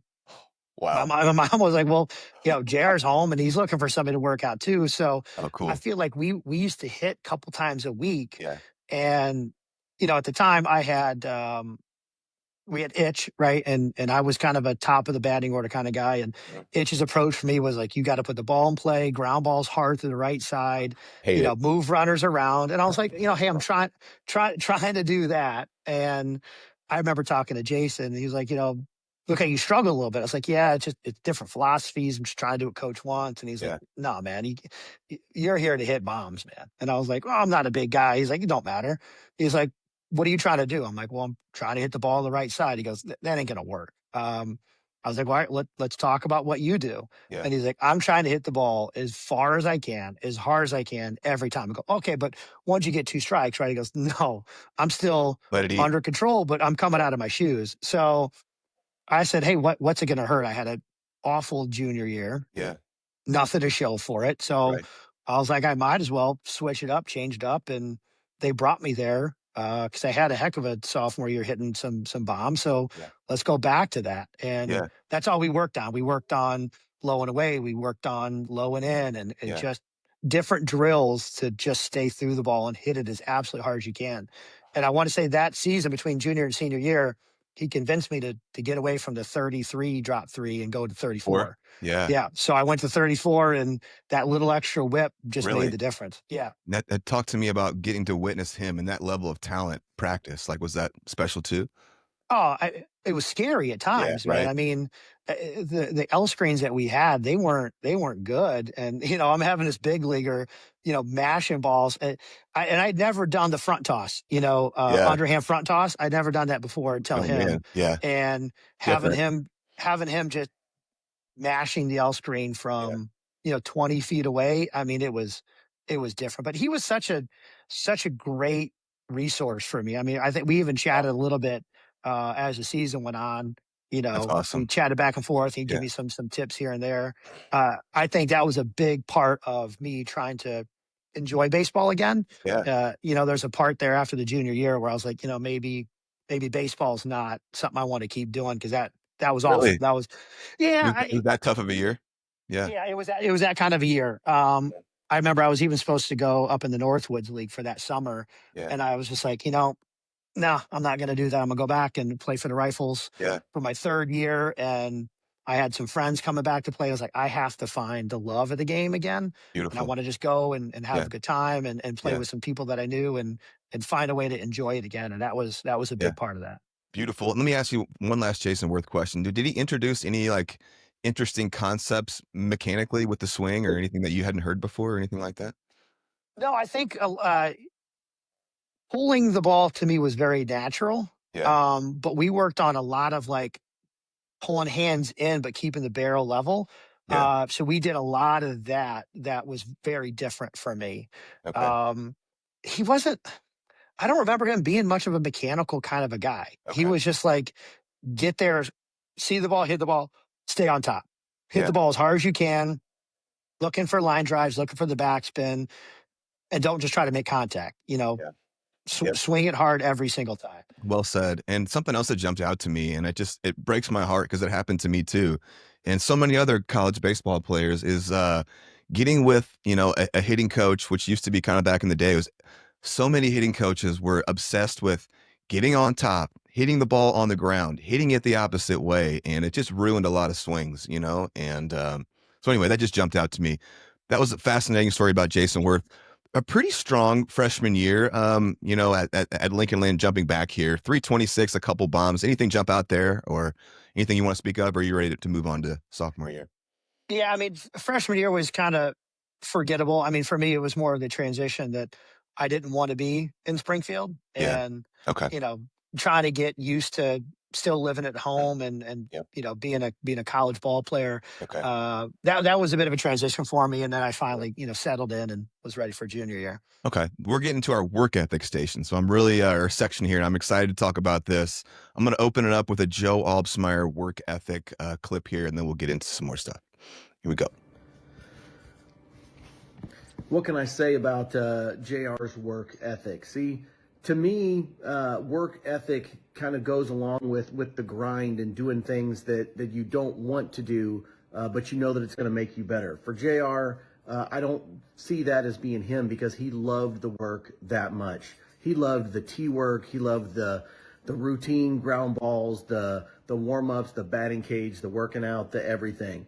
I know because he would tell you. I mean, he would be putting balls on the tee and just working progressively, right side ground ball, right side line drive, right side in the air, off the tee work. Something. I mean, nobody's excited about that. JR was excited about it. Mid swing, mid loading balls up there. I mean, he would stop and turn and just be like, God, I love this stuff. God, don't you love the tee work? No, JR, nobody loves the tee work like you did. Man, it's no surprise. Two of my best seasons that I had were with JR. My freshman year at Lincoln Land, and then my second year with the Rifles. JR had he had like a baseball nerdy way about him, not in a bad way. Like everybody loved JR. We loved him. But he nerded out on everything baseball. The way the uniform was, the hat was, the pre-work, the post-work, taping your arms, everything. Looking back now, JR is probably one of the absolute best influences that anybody could have ever had. Certainly baseball, but life otherwise as well. Great worker. Woo! Chills, man. That's great. I love that's amazing. Joey. Yeah. So it's weird in the moment. You don't really realize that you're having any real impact on people. You're just, I'm just doing what I like to do, and it's just more fun doing it with somebody than doing it alone. Well, is it cool to hear that you were influencing some people that you didn't even realize? Absolutely. That's what I'm saying. I just did it because that's the way I did things. And love it. If people wanted to come along for the ride, great. If they wanted to do their own thing, that's great too. And he always seemed like a hard worker to me too. So it just naturally worked out well that we would just, hey, who wants to come do this? If nobody wanted to come, I would do it by myself. But it's much more fun if you have somebody else, to do it with you. It is a lonely road at times, though, isn't it? Being the guy being the work ethic guy, like you're going to do a lot of stuff by yourself. Yeah, and look, but I liked it. Like he was saying, I think I did nerd out a little bit on it. Yeah, and me too. I would almost get some tunnel vision when it came to the tee work, and a lot of that, was all the stuff I did with Tim Elliot. I mean, all these different drills. We didn't have Instagram and social media or YouTube to find these drills, but Tim, I don't know where the hell he found them, but he found so many different drills to work on so many different things. And we didn't always talk about, hey, this drill is for this. It was just, this is the drill we're going to do. And you would do it, and you would feel certain things. Mm-hmm. So you go, okay, I like that drill. If I feel like I'm pulling off, let me go back to doing this one because that felt better at the time. Yeah.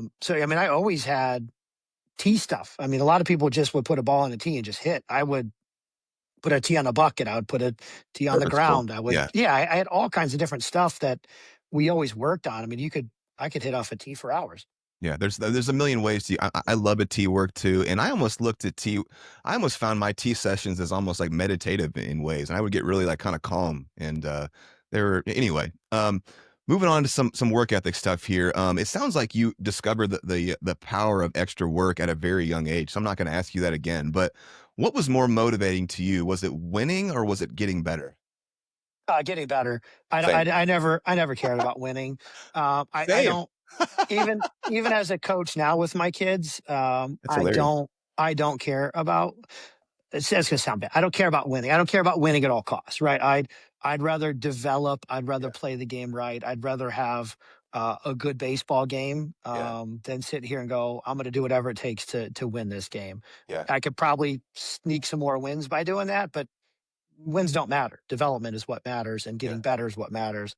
And that's all I cared about. I just wanted to be the absolute best version of myself that I could possibly be. Oh, beautiful. Let's get to some Tim Elliot stuff, man. A mentor to me, a mentor to you. I know he's a very special man in your path. Yes. Tell me about when you guys first got connected and why was that like a connection? Why did you guys seem to connect so well and just mesh? I want to say it was probably right before high school because him and his brother were the Kevin. JV coaches at the time. Yeah, Kevin. And they were Kevin was also the FCA leader. Yep. So I knew them from a lot of that stuff. And Tim was just a straight shooter, loved baseball, and high energy guy. Yep. And I think we kind of clicked. And being a coach now, don't want to say I have favorites on my team, but you can tell there's certain kids that want it and that put the work in, and you tend to kind of Gravitate pour into towards them a them. little bit more because you could tell that they're taking it in and they really want it. I'm hoping that's kind of how Tim and I really connected. And again, I think PJ kind of alluded to it. There was times, my dad would obviously butt heads, father-son relationship. I But I did think too. my dad saw the benefit, I think, of bringing somebody else in that would maybe say the same stuff or do the same things, that it wasn't him always having to say A it different to me. voice. So, a different voice. So Tim ended up being the guy that we would hit all the time in the cages. And again, he had all the gadgets. He had all the different bats and armbands and tee drills. And he was just such a student of the game and the 100%. preparation. So I really started to gravitate towards all the different drills and all the different training that we started putting into it. Beautiful. Let me play a couple Tim Elliot clips here, and then we'll just play off those. Here we go. This is Meeting JR. When did you and JR first get acquainted? Boy, that's a great question. There's so many times we did so many things. It's like trying to think if it was before his freshman year or his freshman year. It all kind of runs together, but I just remember talking with his dad and JR, but I don't remember the exact time or place, but I just remember how, oh my gosh, he was just the hardest worker I've ever coached. It wasn't even close. There's a lot of guys that have been great, a lot of great workers, but he was relentless from doing the acceleration, speed work to just all the hours in the cages to everything we did. I bet it was for a while, probably 3 to 4 days a week, we'd go to the old hitting center. It'd be off North Grand there, and we'd go in there and just do drill after drill to just keep working and working and working. He just had this drive that couldn't be satisfied? Well, I think, it was because I wonder if just by the size he was at the time, he wasn't big and strong and fast. But he made himself, I worked a year at acceleration there. I don't think he might have went through some of it when I was there, but everything from the acceleration work to just getting stronger to hitting, everything was just. Yeah, awesome clip there. And I think we just found the title of the Jr Kyes story. I think it's going to be called "He Was Relentless." I don't think anything could encapsulate you more than that. Do you got anything to piggyback off that amazing clip there from Coach Elliot? No, he was such a huge part of my development over the years, and he was the kind of guy you just didn't want to let down, right? So. He was almost like an accountability partner. It's one thing if it was your dad, hey, Dad, I don't want to go today, or I'm not feeling like it. But if you knew Tim was there, you didn't want to let Tim him would down.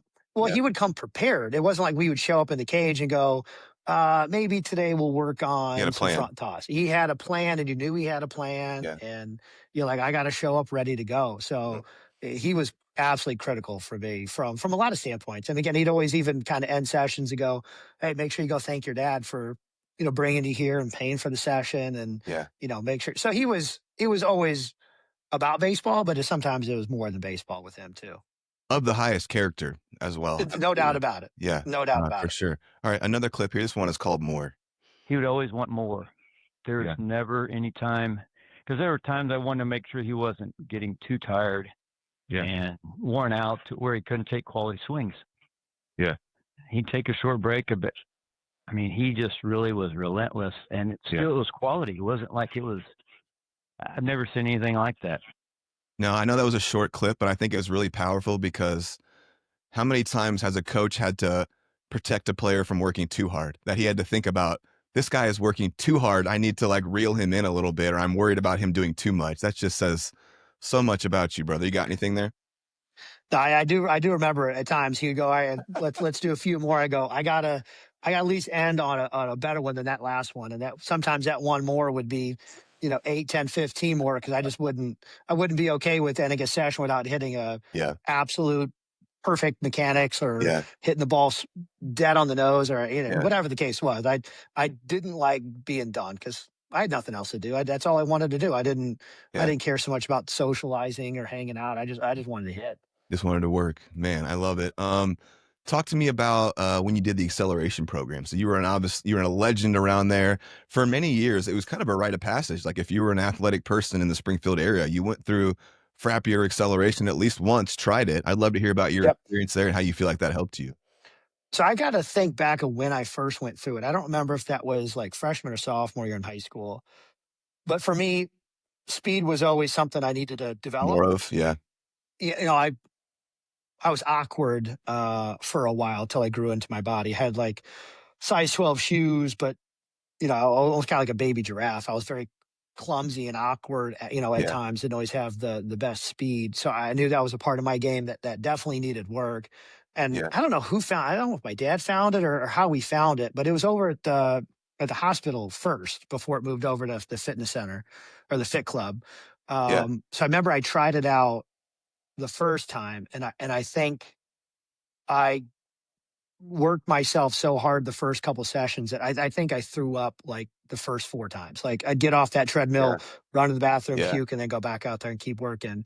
And it wasn't until like, I don't know, session 5 that I finally talked to Tracy. I'm like, is this how this is going to go? Because this is pretty rough, man. I don't want to have to like get sick every time I come here. And it was at that point where she was kind of like, well, A, you're pushing yourself, and the treadmill is kind of one of those things that's going to push you beyond your boundaries. B, you'll get used to it, but what the hell are you eating before you come in here? And so for me, that was really the part that like nutrition started to come into play for me, where I just ate whatever, and we didn't eat bad, but I certainly didn't pay attention to proper nutrition. So for me, I changed my whole diet at that point in time, smaller meals all the time, every 2 hours, better quality stuff. And that all stopped. And then for me, I think the way they set that up, and it was smart the way they did, they had the Cheetah Club at the time for the miles per hour. Then they also kept track of all the different weights that different people within the program, the records. And I was like, all right, there we go. I got to go beat those. Same. That's how I felt about you. Yeah, absolutely. So for me, it was kind of like, well, I know that guy's name, or that guy's 2 years older. I better find a way to squat more than him, or run faster than him, or whatever the case is. And then they had the bands, or they had the back pedal program, and I was like, I haven't done that yet. They're, well, that's a different thing. Well, I better learn to do that too. I absolutely fell in love with it to the point where I got a job there, so that I could keep doing. I worked there when they were still at the hospital. I worked there doing whatever, the paperwork. I could do the plyometric days. I couldn't do the treadmill stuff, obviously, because that was too specialized. And I probably worked there in the summers for, I don't know, 2 or 3 summers. That's cool. Just so I could get a little discount on the workouts, and then do the workouts while I was there. Absolutely loved it. And I think that made a huge difference for me. Form running, speed training, I mean, pushing yourself beyond your boundaries. I absolutely loved it. And again, a lot of people did it, but not everybody did it. And I always felt like not everybody's willing to put this work in because it's real hard. And I absolutely felt like it gave me an advantage. 100% too. It gave me a physical advantage as well as a mental. Like what you just said, to piggyback off that, is I felt like I was doing this while nobody else was, or not as many people were, or no one was willing to grind as much as I was while I was there. I gave it everything I possibly could, same as you. So loved it, dude. Let's move on to the Rifles. So then you got the chance to play for the Rifles then after your freshman year? Because you played 3 years Rifles though, right? I did. Okay. So, I mean, that's, for those of you guys that don't know, the old CICL, Central Illinois Collegiate League, was one of the top leagues for many years. It was maybe a tier or two below the Cape, but it was one of the higher end leagues. It was an honor to get asked to do it. I'd love to hear about your experience playing for the Rifles. I mean, I think what I loved about it was just guys from all over the place coming in and playing together and getting the different perspectives from different players. I love the traveling to older parks like in Danville and Quincy, all those older places. Just cool. You get a lot of fans. I mean, you weren't used to seeing a couple hundred people in the stands. And then facing a kid from an SEC school or Yeah. something like that. We didn't see that at Lincoln Land. So Right. for me, as a junior college player playing against Division I guys, it was awesome. Yeah, And absolutely. then that first year it was, PJ and Dusty was like a mini Statesman reunion again. Yeah. So for me, that was super cool to do. And again, what else am I gonna do? I absolutely loved playing baseball. So let's Yeah. just keep this going. 100%. And then, an explosion as a junior, huge numbers at Lincoln. Like you said, you and Gum were going back and forth for the national home run, lead and all these things. What do you attest this jump from your freshman year to your sophomore year in terms of performance and stats?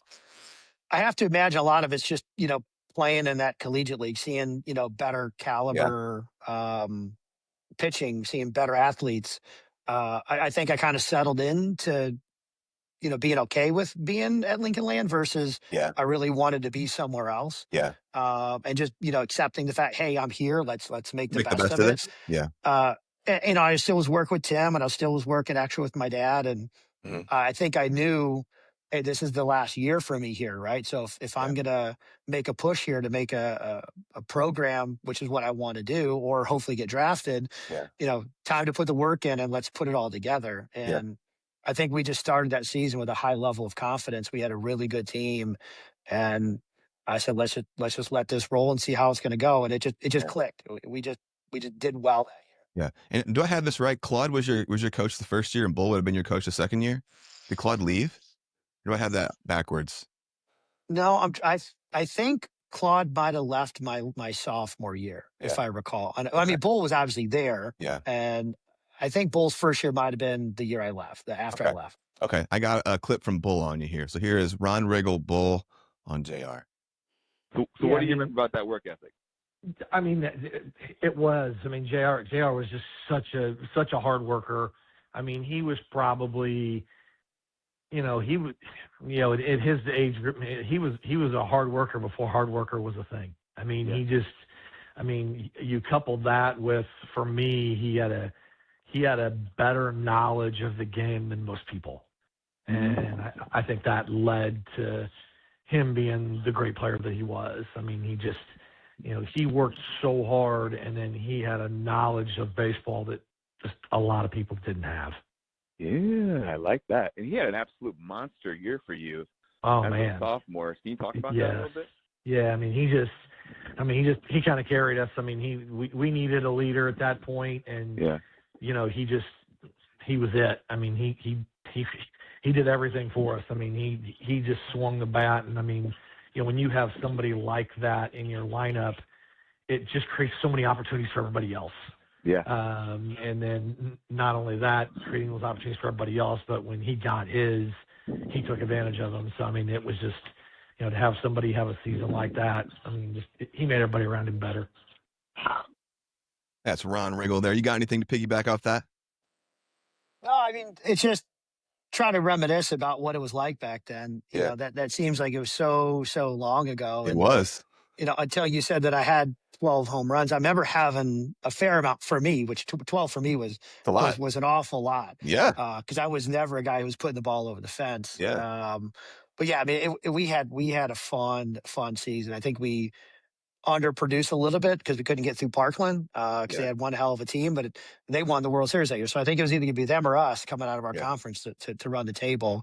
No, but it was a ton of fun that season. I just remember really loving baseball at that point. Let me ask you this. Was it, so I grew up, wanting to be a home run hitter. I never was, but it was more mechanical. Every once in a while I would pump one like 450, but I always wanted to hit more home runs. Was it cool for you to be a guy that wanted to hit more home runs to all of a sudden you're hitting jacks? I think for me, it was opposite. I always wanted to be that left center, right center gap. Really? I relished the doubles. To me, doubles was where it was supposed to be. Interesting. And I think at Southeast, I think I set the doubles record. It may still be there. I don't even know. That was my game, and I was okay living with that and letting home runs just be an absolute mistake, or I just connected with one well. I wasn't Dusty Bensko. I wasn't putting him in the lights and in the trees. Yeah. If I hit a home run back then, it scraped the top of the fence. There was very few, maybe a couple when I got to Illinois where there were no doubters. I feel like there's only maybe one or two in my whole career where you've kind of hit it and you go, oh yeah, that's gone. it. If I was going to pimp a home run, I could pimp this one because I know that's gone. Yeah. That didn't happen for me very often. Okay. Was there any pro attention while you were at Lincoln Land? No, Really? no looks, no talks. I mean, Really? maybe there was guys in the stands, but nothing serious that I ever knew about. What about collegiately? What schools came and talked to you and showed interest? How'd that go? I had some offers from Illinois State and Bradley, Western Kentucky, and then Illinois kind of came late to the table. And not sure how much Dusty helped me there, but I definitely was pinging him on a regular basis, like, hey, let me come over there and play with you. Come on, say something to the coaches for me. Here's how my year's going. Here's how I'm doing. Yeah. So they came late, and I signed late with Illinois, and it just took one visit from me on campus, and Dusty was my recruit host. Cool. So it made it super easy for me. They were actually the least amount of scholarship that I got offered. Really? Yeah, and I just fell in love with the facilities. Yeah. I wanted to play big baseball, and Big Ten baseball was going to be better than everything else I had on the table, and I wanted to really push myself. And having built-in teammates, it's tough as a junior college transfer, right? To come into friendships are made, dynamics are already there. Absolutely. And, it was tough, so I felt most comfortable with that at that time. Okay, beautiful. And then, okay, so then getting there at U of I, obviously you're the big fish at Lincoln Land. How did it feel coming to, a Big Ten school? There's a ton of dogs there. The talent is a level up. How did you feel like you fit in during that fall? I mean, I was in love with the process, right? The 5:30 lifts, the running in the football stadium, a real strength and conditioning program, having a coach, all that stuff. I'm sure you loved that. Well, I mean, it was almost the strength and conditioning I was doing prior to that with Troy Villahong. He was my strength coach. Troy, for years. I mean, Troy was an amateur bodybuilder, so he knew how to get me to throw some weights around. And I remember lifting with him at a fit club. You guys had a little baseball player group, didn't you? Wasn't Mike Wise lifted with you guys at times, and there were other guys that came and went? There might have been some other guys, but 99% of the time it was Troy and I together. Yeah. And he was lifting, getting ready for whatever show he had coming up, and we would just take his weights off and put my weights on. I did whatever he did. And I remember being 16, 17, 18 years old in a gym putting weights up, and some of these people walk around like, oh yeah, good luck with that. And I was small, but I could move some weight back then. Yeah. And that gave me so much confidence in it. So when I got to Illinois and doing the weight program there, and we didn't have a specific baseball strength and conditioning coach at that time. We had the assistant football guy, who I'm sure he put work in, but it wasn't rotational work. It wasn't any of that stuff. Yeah. It didn't feel like for me, it was specific. It was a little bit. Instead of, benching with the bar, we bench with dumbbells, that kind of stuff. Okay. But to me, that strength and conditioning program was easy compared to what I had been doing. So I was like, this is easy for me right now. I love this. And we had some guys that, didn't like lifting because they would get too big. I'm like, that's never been my problem. I'm trying to lift to get big. I couldn't put on weight. I think at one point I was trying to put in like 8,000 calories a day, just so I could put on some pounds, because I couldn't do it. I couldn't get above 190 to save my life. Yeah. And I thought the size would help, and it would help my speed and everything else. But no, I loved it. The competition was better. The bullpen sessions against some of our pitchers were tough at the beginning, because they could throw multiple pitches for strikes. The velocity was better. Yeah. And I pressed, because I felt a lot of pressure coming in as a junior, expecting a lot, right, to help the team out and immediately contribute. Yeah. And it just didn't work. I wasn't where I should have been coming in. Talk to me about your junior year. So not the year that I think you would have probably liked to have had. How'd that go for you? It was tough. I think it was between me and an incoming freshman, a lefty bat that. They chose to go with the freshman early on. I got a few opportunities here and there to, step in with like a pitch hit at bat to try, a big situation. I feel like I remember my first one. We went to Mississippi State. Duty Noble, I was like game 2, and we're down 2 and they're like, hey, we need a guy to get on base, jump in there against, their top closer. And Good luck. I think I pressed and chased a few bad pitches. Like, well, there goes that. I won't probably see the field for a while. That can be tough to play under those circumstances too. That's a lot of pressure. Yeah. Yeah. For sure. And I think Dusty and I were kind of in a similar boat. I think he got more at bats and more innings than I did that year. Yeah. But, we were roommates and talking back and forth of like, what are we doing? What do we got to do better? But you absolutely were present because I knew I was good enough to play and good enough to be an everyday guy. Yeah. I just didn't have the opportunities that I was hoping to get. Mhm. And then when I did get them, they're few and far between. And I just, they didn't work themselves out the way they should. Yeah. Way too many strikeouts, not putting the ball in play. Yeah. Again, that was back when I was like, got to move the ball to the right side, put the ball on the ground, and lot between the ears versus just see the ball and hit the ball. And then you said earlier that you were so frustrated with this year that you considered maybe baseball wasn't your path anymore and that you were done. Was that? Yeah. I think when you put a lot of that work in and it's not going the way you want it to go. And, your family's traveling all over the country to watch you sit on the bench. And, that's not something you're used to. Right. My parents never put that pressure on, but you definitely feel it of, you're spending all this money, you're taking time off of work and I'm not playing, I'm letting you down. So it was, and we didn't do well. I mean, so I'm sitting on the bench on a team that's not winning and it's like, what are we doing here? And you're putting in so many hours and trying to get the studies done on top of it. It was a lot. I want to say you had strength training every day. You had 3-hour practices. Yeah. We had mandatory 10 hours a week of study tables at a facility where all the athletes went. Yep. And you're like, I don't have 2 minutes to myself to even enjoy this college experience. Full-time job. Is it worth it? Right. So to me, it started to feel more like a job versus something I was enjoying to do. So, I took some time and thank God like I said, ran into Jason that off season where, he really helped me get my focus back in it. And I go, look, one more year. Yeah. Why not? I got the scholarship. Let's not pay for school if I don't need to. And it's just one more season. Yeah. It can't be any worse. So hopefully it can only get better from there. Play it out. Yeah. You've already gone this far. You might as well finish it. But then you obviously stuck it out and you had a great senior year. You hit 311, 7 pumps. Talk to me about your senior year and how special this was. If this was the end, and it was the end, to go out on a high note in a way.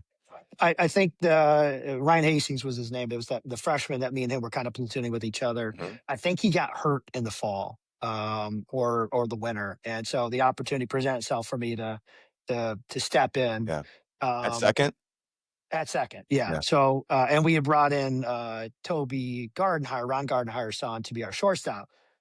Hell of a player, great hands. So I was like, I'm not going to be a shortstop anymore. I'll move myself over to second. I actually played a little bit of right field at times too. I was like, look, put me wherever you want. I'll platoon. I'll make myself available. I just want to be in the lineup. Yeah. I was always kind of a down the order kind of guy, but they saw something that year and put me at leadoff. Yeah. And I don't remember if it started super well. I think I did well enough, in the spring and all the off season stuff. Mm-hmm. But it was once the Big Ten season started up, I think that's when I really started kicking in. I remember we played Ohio State for the opening series. Yeah. And I think I hit first pitch of the game off the left center wall for a double. And I don't think I looked back after that. Yeah. Now, was there any pro attention during your senior year? I got calls. I got a bunch of letters. Coaches were talking to me about it. The Cardinals were there. The Rays were there. The Marlins were there. Yeah. Looking back, what mistakes did I make? I had enrolled in grad school, and I got a graduate assistantship through the athletic department to work at the athletic department. Yeah. They're going to pay for my grad school. I was going to work there in the fundraising department. So I had a plan already in place because junior year went so poorly. I was like, I better start thinking what I'm going to do outside of baseball. Yeah. So I put that in the works. And I think what I did wrong when all these coaches were asking, hey, what's your plan for next year? I said, I'm enrolled in grad school. I got this graduate assistantship lined up. And probably what I should have said was, it's baseball. I'm going to figure it out. Whoever takes me or doesn't take me, free agent, not free agent, baseball is what I want to do. Yeah. And I think for me, I was okay with it going one way or the other. Would I have loved to have said, hey, I got drafted, even if it was the very last draft pick in the whole draft? But I was okay with it that time because I struggled so bad my junior year, and Yeah. having my senior year go so well, didn't mind leaving on a high note. Yeah. And I mean, so then obviously nothing shook out for you then after your senior year. Was there any offers of a free agent deal, or any indie teams offered you or anything like that? There were some indie teams that called coaches, and the coaches kind of asked like, "Hey, what do you want to do?" And I think again at that time, I was okay with it being done. Why? I thought I thought that moving on and free grad school. How do you pass that up? Yeah. And I was looking at people on our team, like Bensko. You know, if a guy like that's not going to get a look and have an opportunity, what Right. are my chances of doing it? Interesting. So, Yeah. and I think the rough junior year was probably more than I'll ever lead on. Yeah. And for me to go, hey, I'm going to end my career on a absolute high note. I think I was okay with that, and I think I was realistic with myself that, yeah, I was a fine baseball player, but was I going to make a career out of it? Yeah. Because I worked as hard as I possibly could to Yeah. get to that level. Right. Not that might have been as far as I was able to go. So you were able to find peace, I guess, in the end of your career because of the amount of work that you had put in. Like there was no stone that you didn't turn over. Like you did everything there's not many people that can say that. So kudos to you to put yourself in that position to when the work was over, it was over. I've got a cool clip here from Tim Elliot I'm going to play. Here we go. Was it cool for you to feel like you were a part of that journey? Proud, It was cool to see how hard he worked and how he just gave it everything he had all the way through. And if I remember correctly, you'll have to check with him, but I think when he was done with the U of I, he just said he was done. He had no more left in him. It's almost like he went as far as he could go, and I think he could have maybe gone farther, possibly. For sure. I think he was just so worn out from all the years of working that he just was kind of ready to move on. There's some beauty in that, actually. I like that. Say it again. I'm sorry. I said there's some beauty in that. That's kind of cool that he worked till he was done, till the work was done, and then he knew it was time to walk away. Got anything? I mean, I think it's right. I mean, Yeah. if you would have asked me at 12 or 13, am I going to be a Division I baseball player? Am I going to make second team All Big Ten? Am I going to win a Big Ten title? Yeah. Will I get Player of the Year Player of the Week nationally? No, I would have thought none of those things were even possible for me. So, I look back at it and I got nothing but proud memories of that. And I can definitely sit and say I got everything out of myself that I think was possible. Yeah. And I got nothing but good memories of it. I got no regrets looking back at my career. That is so beautiful, man. So was it hard for you when it was over? Because your whole life had been about the process of, getting to professional baseball, getting better in baseball, progressing. Once that is gone and like that's no longer your main focus. I mean, I remember feeling completely lost, and a lot of us have felt that similar thing. What about you? I mean, parts of it were tough, parts of it weren't. I think because I was so mentally ready You're ready. to be done. But I immediately went right into that graduate assistantship. Yeah. So for me, it was I was in grad school, and then I was working for the athletic department, and I was on the field for football games. I was down on the court for basketball games. I was working, 60, 80 hours a week at events. So I immediately just jumped right into something else that I could put a lot of effort into. Yeah. And I think if you would have, talked to people I worked with there, they'll tell you the same thing. Like I was relentless. I was in there early. I was trying to pick it up. I wanted to be the best GA that program had ever seen. Yeah. And that's just how I operated. So I didn't have a whole lot of time to sit around and think about now what. I immediately just jumped into it because I was ready for it. Yeah. The hardest transition was for me maybe the lifting to just have a healthy lifestyle. I didn't know how to train. I didn't know how to work out if it wasn't Balls to specific. the wall, like to your dad. Yeah. Yeah, I was like, I knew right away I was never going to squat again. Yeah. I was like, I'm not going to squat again. I hated squats. Yeah. And I was like, there's no reason for me to do that anymore. Mhm. I couldn't run on a treadmill.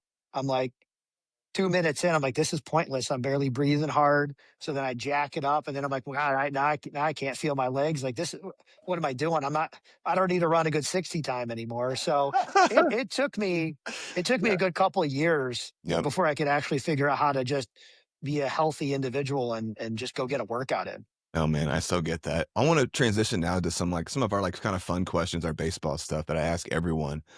Did you have a number of choice that was special to you, and why? I don't know why, but I had 6 all the way through. 6 all the way through. Yeah, just happened. I don't know. My brother had 6. I don't know if I was chasing him or if it was a family number. Yeah. But my brother was 6, and I said, so I'll be 6, and I kept it ever since. I love it. Do you have a favorite baseball smell? Anything jump out to you?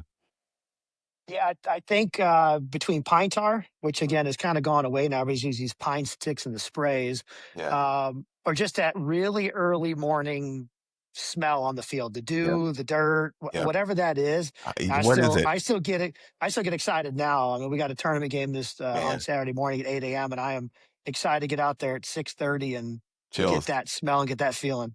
Oh man, chills. I totally get that. I don't know how to describe it, but I get it. Like if you've been there, you know it. Glove of choice. So did you have a favorite model?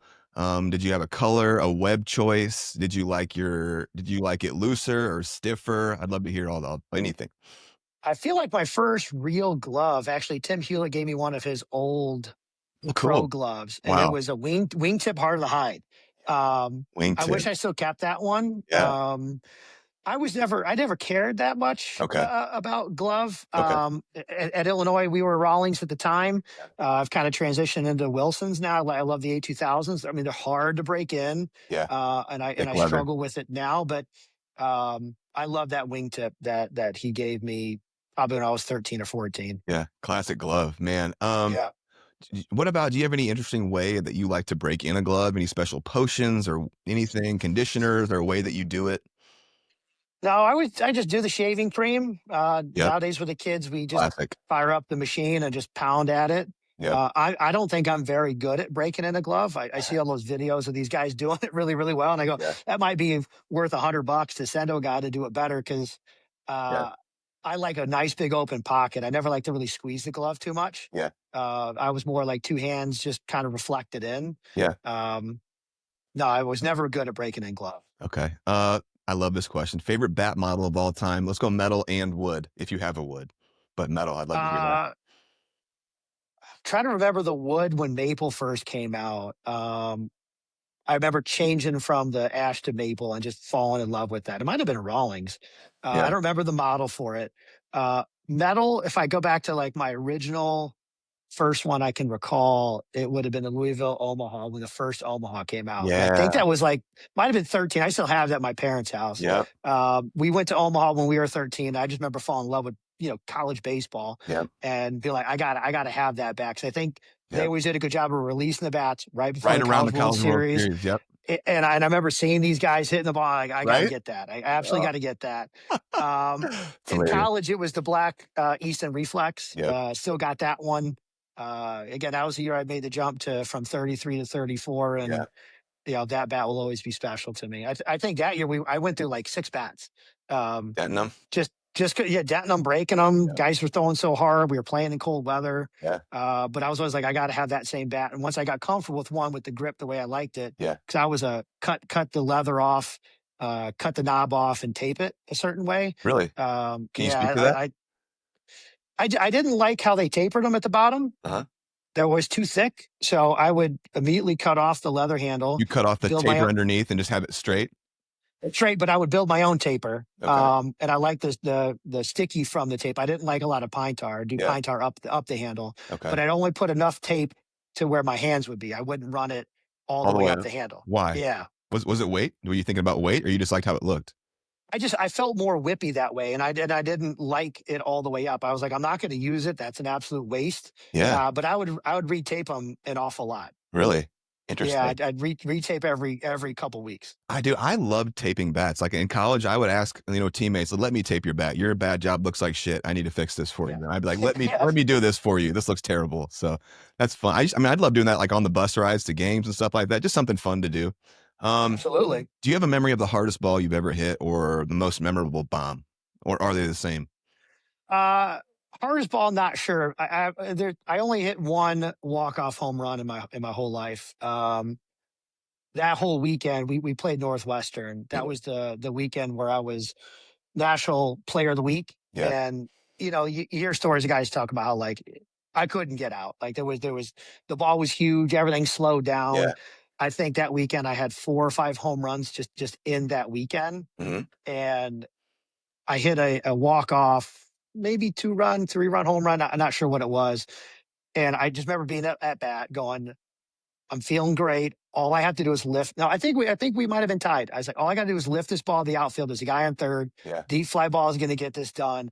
And the kid grooved me a nice middle end fastball, and I hit it over the scoreboard in left field. And it was one of those moments where that was probably the only ball in my career where I hit it. Yeah, and you knew it. And I knew the game was over because whether it went out or didn't go out, but it was one of those where it just had that backspin. It just disappeared. Beautiful. And there's no better feeling than that. And knowing it was a walk-off too, and taking your time jogging around the bases and have everybody at home plate, just, what a moment. jumping on you. It was, that's got to be my best core memory of baseball in general, not just Really? home run. Oh, Yeah, man. for sure.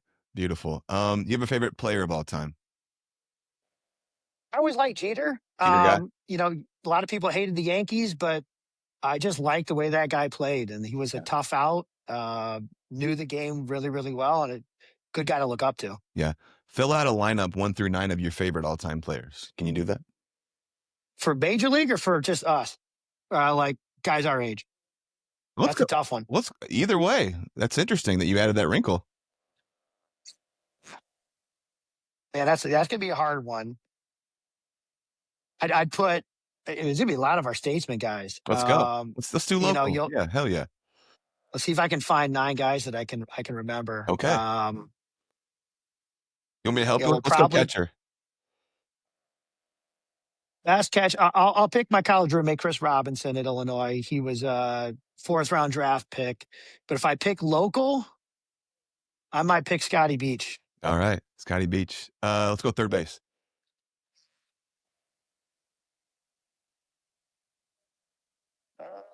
Let's see. I don't remember who our third baseman was back then. That might be a tough one. Let's jump to shortstop. Obviously, we'll go PJ at short. Yeah. Between me and Bo, we'll throw us at second. Yeah. We'll throw Dusty at first. Okay. Put Bo in center, or Eric in center. Mm-hmm. Put Albsmeyer in left. Yep.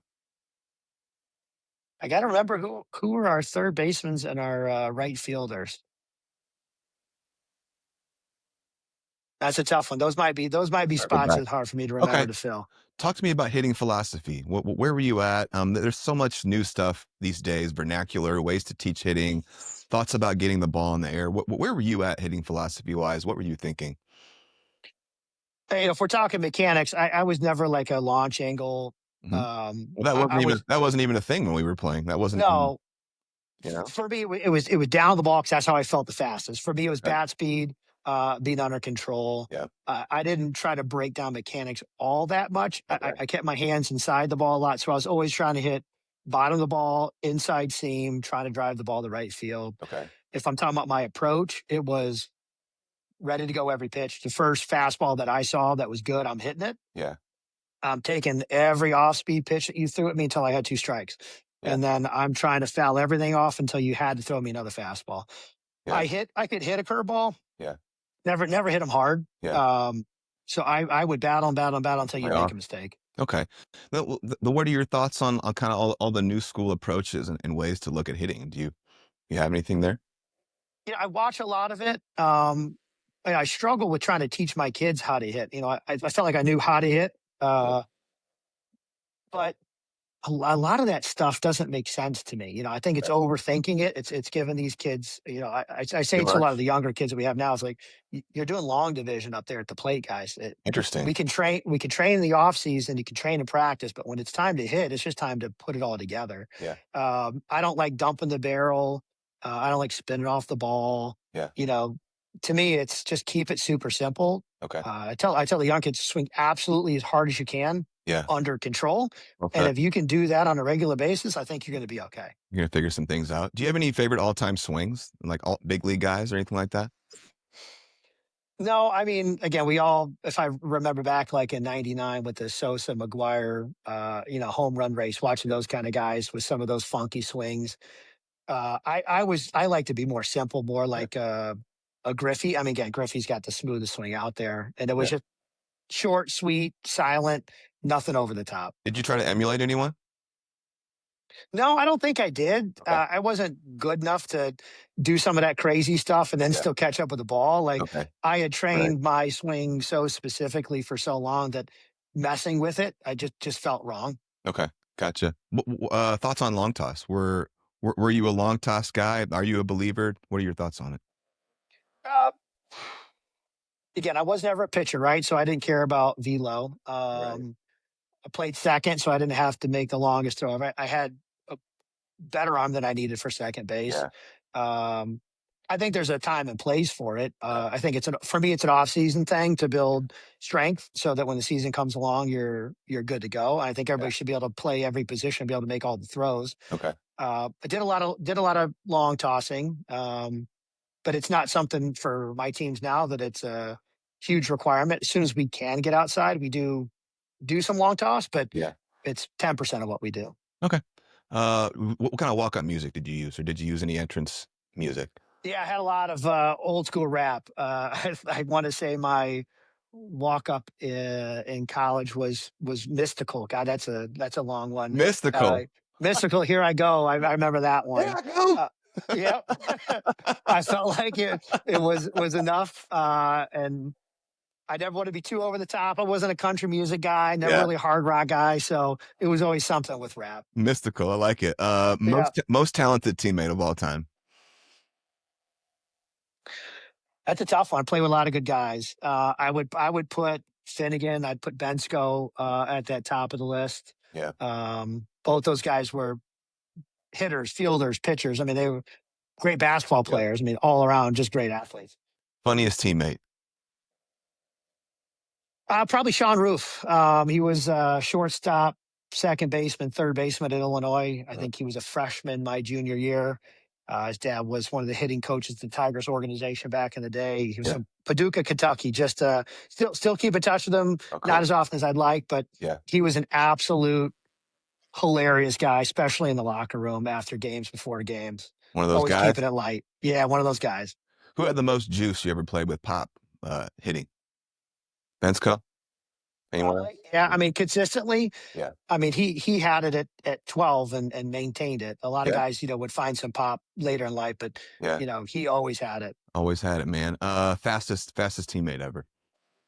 Between Bo Gum and our center fielder at Illinois, Ryan Rogalski. He was my roommate my first year. He was a JUCO transfer from the Detroit area. Guy could fly. Okay. Best position arm?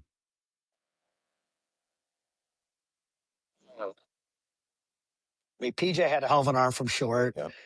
I'll probably have to go PJ on that one. What are your thoughts on the Savannah Bananas? Entertainment-wise, love it. My kids think it's great. Yeah. I think it's interesting. I do some similar stuff like that with the kids at practices to make things fun. Mm-hmm. Haven't been to a game. I'm not all that excited about joining a lottery and waiting in line forever. I have enough baseball going on in my life now that in my free time, going to another baseball game, watching other people, I think it's good for baseball. I don't think there's anything bad about it. Nastiest stuff you ever faced, pitcher? Probably was the guy I was talking about earlier from Mississippi State. He was one of those drop way low, knuckles almost scraping the ground closer. Yeah. Okay. And it wasn't overly hard, but it just moved. Okay. Pimping home runs, yay or nay? No. Act like you've done it before. Not for me, dude. It's wild seeing clips of like youth baseball now and like the celebrations and like it's out there, man. It's what a contrast from like I came up in like the era of like every coach was like act like you've been there, don't celebrate, don't even look up if you hit a home run, act like you've been there. So it's funny that it's this huge pendulum swing now of where we're at in baseball. I mean, to me, if you want to be emotional about it, excited about it, Mhm. we got no problem with that. Throwing your bat, showing guys up. Yeah, I'm it's not tough. for that. Celebrate with the teammates when you come back in, all for that. It's a tough look. I agree. Best and worst baseball movie of all time, and we're getting close to the end here, brother. Best one, I always liked Field of Dreams. I mean, how can you not like that one? The worst one, maybe for like the love of the game or something like that. There's not a really bad one. It's like pizza. There's no real bad baseball movie out there. I disagree. Summer Catch is bad, but that's my own. Oh, okay, yeah, I forgot about that. That one was rough. I'll agree with you there. That's the one I always beat up on every podcast. Summer Catch. Sorry, Freddie Prince. Let's go. Did you play any baseball video games growing up? And if yes, what was your favorite? Video games and me, I did do a lot of that. Not a baseball video game guy. But just video games in general. We didn't have them. Yeah. I didn't play a lot of them. Even in college, I think Dusty would. He probably got some funny stories about it. Sometimes before we go out at night, we'd have Leanne, his wife, his girlfriend at the time. She'd come over, and they would love to have me play video games against the girls, like Mario Kart or whatever, just because I was so bad at video games, and they would just love to laugh at how I just was so terrible at everything. I mean, RBI baseball, we had that. That would probably be the funnest. But I was terrible, and I never liked really doing anything that I was terrible at. So never played a whole lot of video games growing up. Okay. Who's the greatest hitter of all time? Probably go Bonds on that. I mean, that guy. I think you're right. He was special. Let me ask you this: if you could play catch with one person from history in baseball, who would it be? I'd play catch with Jeter. I think that'd be pretty cool. Oh man, that would be incredible. I wouldn't go way back. Yeah. Do you have any baseball dreams ever? Oh, constantly. I'm always forgetting my bag. I'm forgetting equipment. I have a lot of where I'm back in Illinois, but I'm 43 years old, and I'm trying to compete with these 20-year-olds, and the game has changed so much that I'm way far behind. That's hilarious. It's a constant one. It comes up usually this time of year when I'm getting going to baseball again, or we get invited to come back for the alumni stuff at Illinois. And I remember when we were there, we played against the old alumni, and now I'm sitting there going like, I don't think you could pay me to go out there and play against our team. Like, no chance. No chance. Too old for that. That's hilarious. Dude, I had the same dream, and I'm 41 now, and I have a dream where the coach at Murray State calls me and said, "Hey, we had an outfielder get hurt. We need you to come back." And I'm like, I'm 41 and my UCL is torn, and I haven't swung a bat in 5 years. And they're like, "We need you, buddy." And I'm like, "Okay, I'm coming." And then the dream kind of ends. But it's funny that you have a similar dream. Do you have any regrets from your career? No, not big ones. I mean, I'm definitely glad I stuck it out. If I think about it, I mean, would it have been nice to mix up my summer programs and not do rifles 3 years in a row and try something different? Yeah, I probably wish I would have done that. Okay. Because Dusty did the Alaskan League and did the Northwoods League, and I was always like, that might be fun to do. Sure, see something else. Yeah, I probably wish I would have gone and tried that out one year instead of doing all three back home. Do you still consider yourself a baseball player? For sure. Yeah, I still feel like I'm 29 years old and a ball player. Yeah. I mean, especially when I'm around it now. I'm around it almost every day. Yeah. And I still get in the cages with the kids when they tell me I can't get inside the ball like that. And I go, move, let me show you. Here's what we need to do. Beautiful. I love still hitting with the kids. Okay. Final question. If you could sit for one inning with 12-year-old JR in the dugout, Little League, knowing what you know now about how your career went and everything that you were going to go through, what would you tell him? Keep doing what you're doing. Stick with it. Probably tell your dad thanks a little more often than you do. But just enjoy this. I mean, it's what I tell my kids now. Have fun. I got 11 and a 13, and we talk an awful lot about none of this is serious right now. There's no scouts in the stands. Right. It's play the game the right way, hustle. Yeah. Don't care about the results. Just put in the work, keep working at it, and look at the big picture. Yeah, beautiful. JR, we're at the end, brother. I got no more questions for you.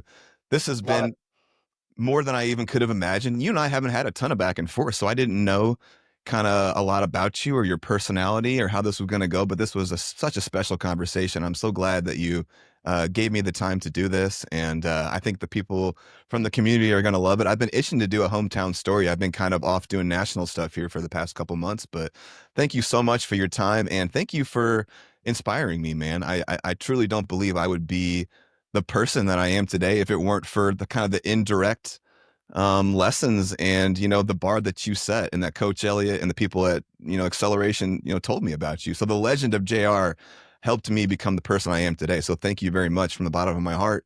And do you have anything that you want to say before we get out of here, or anything jump off to you?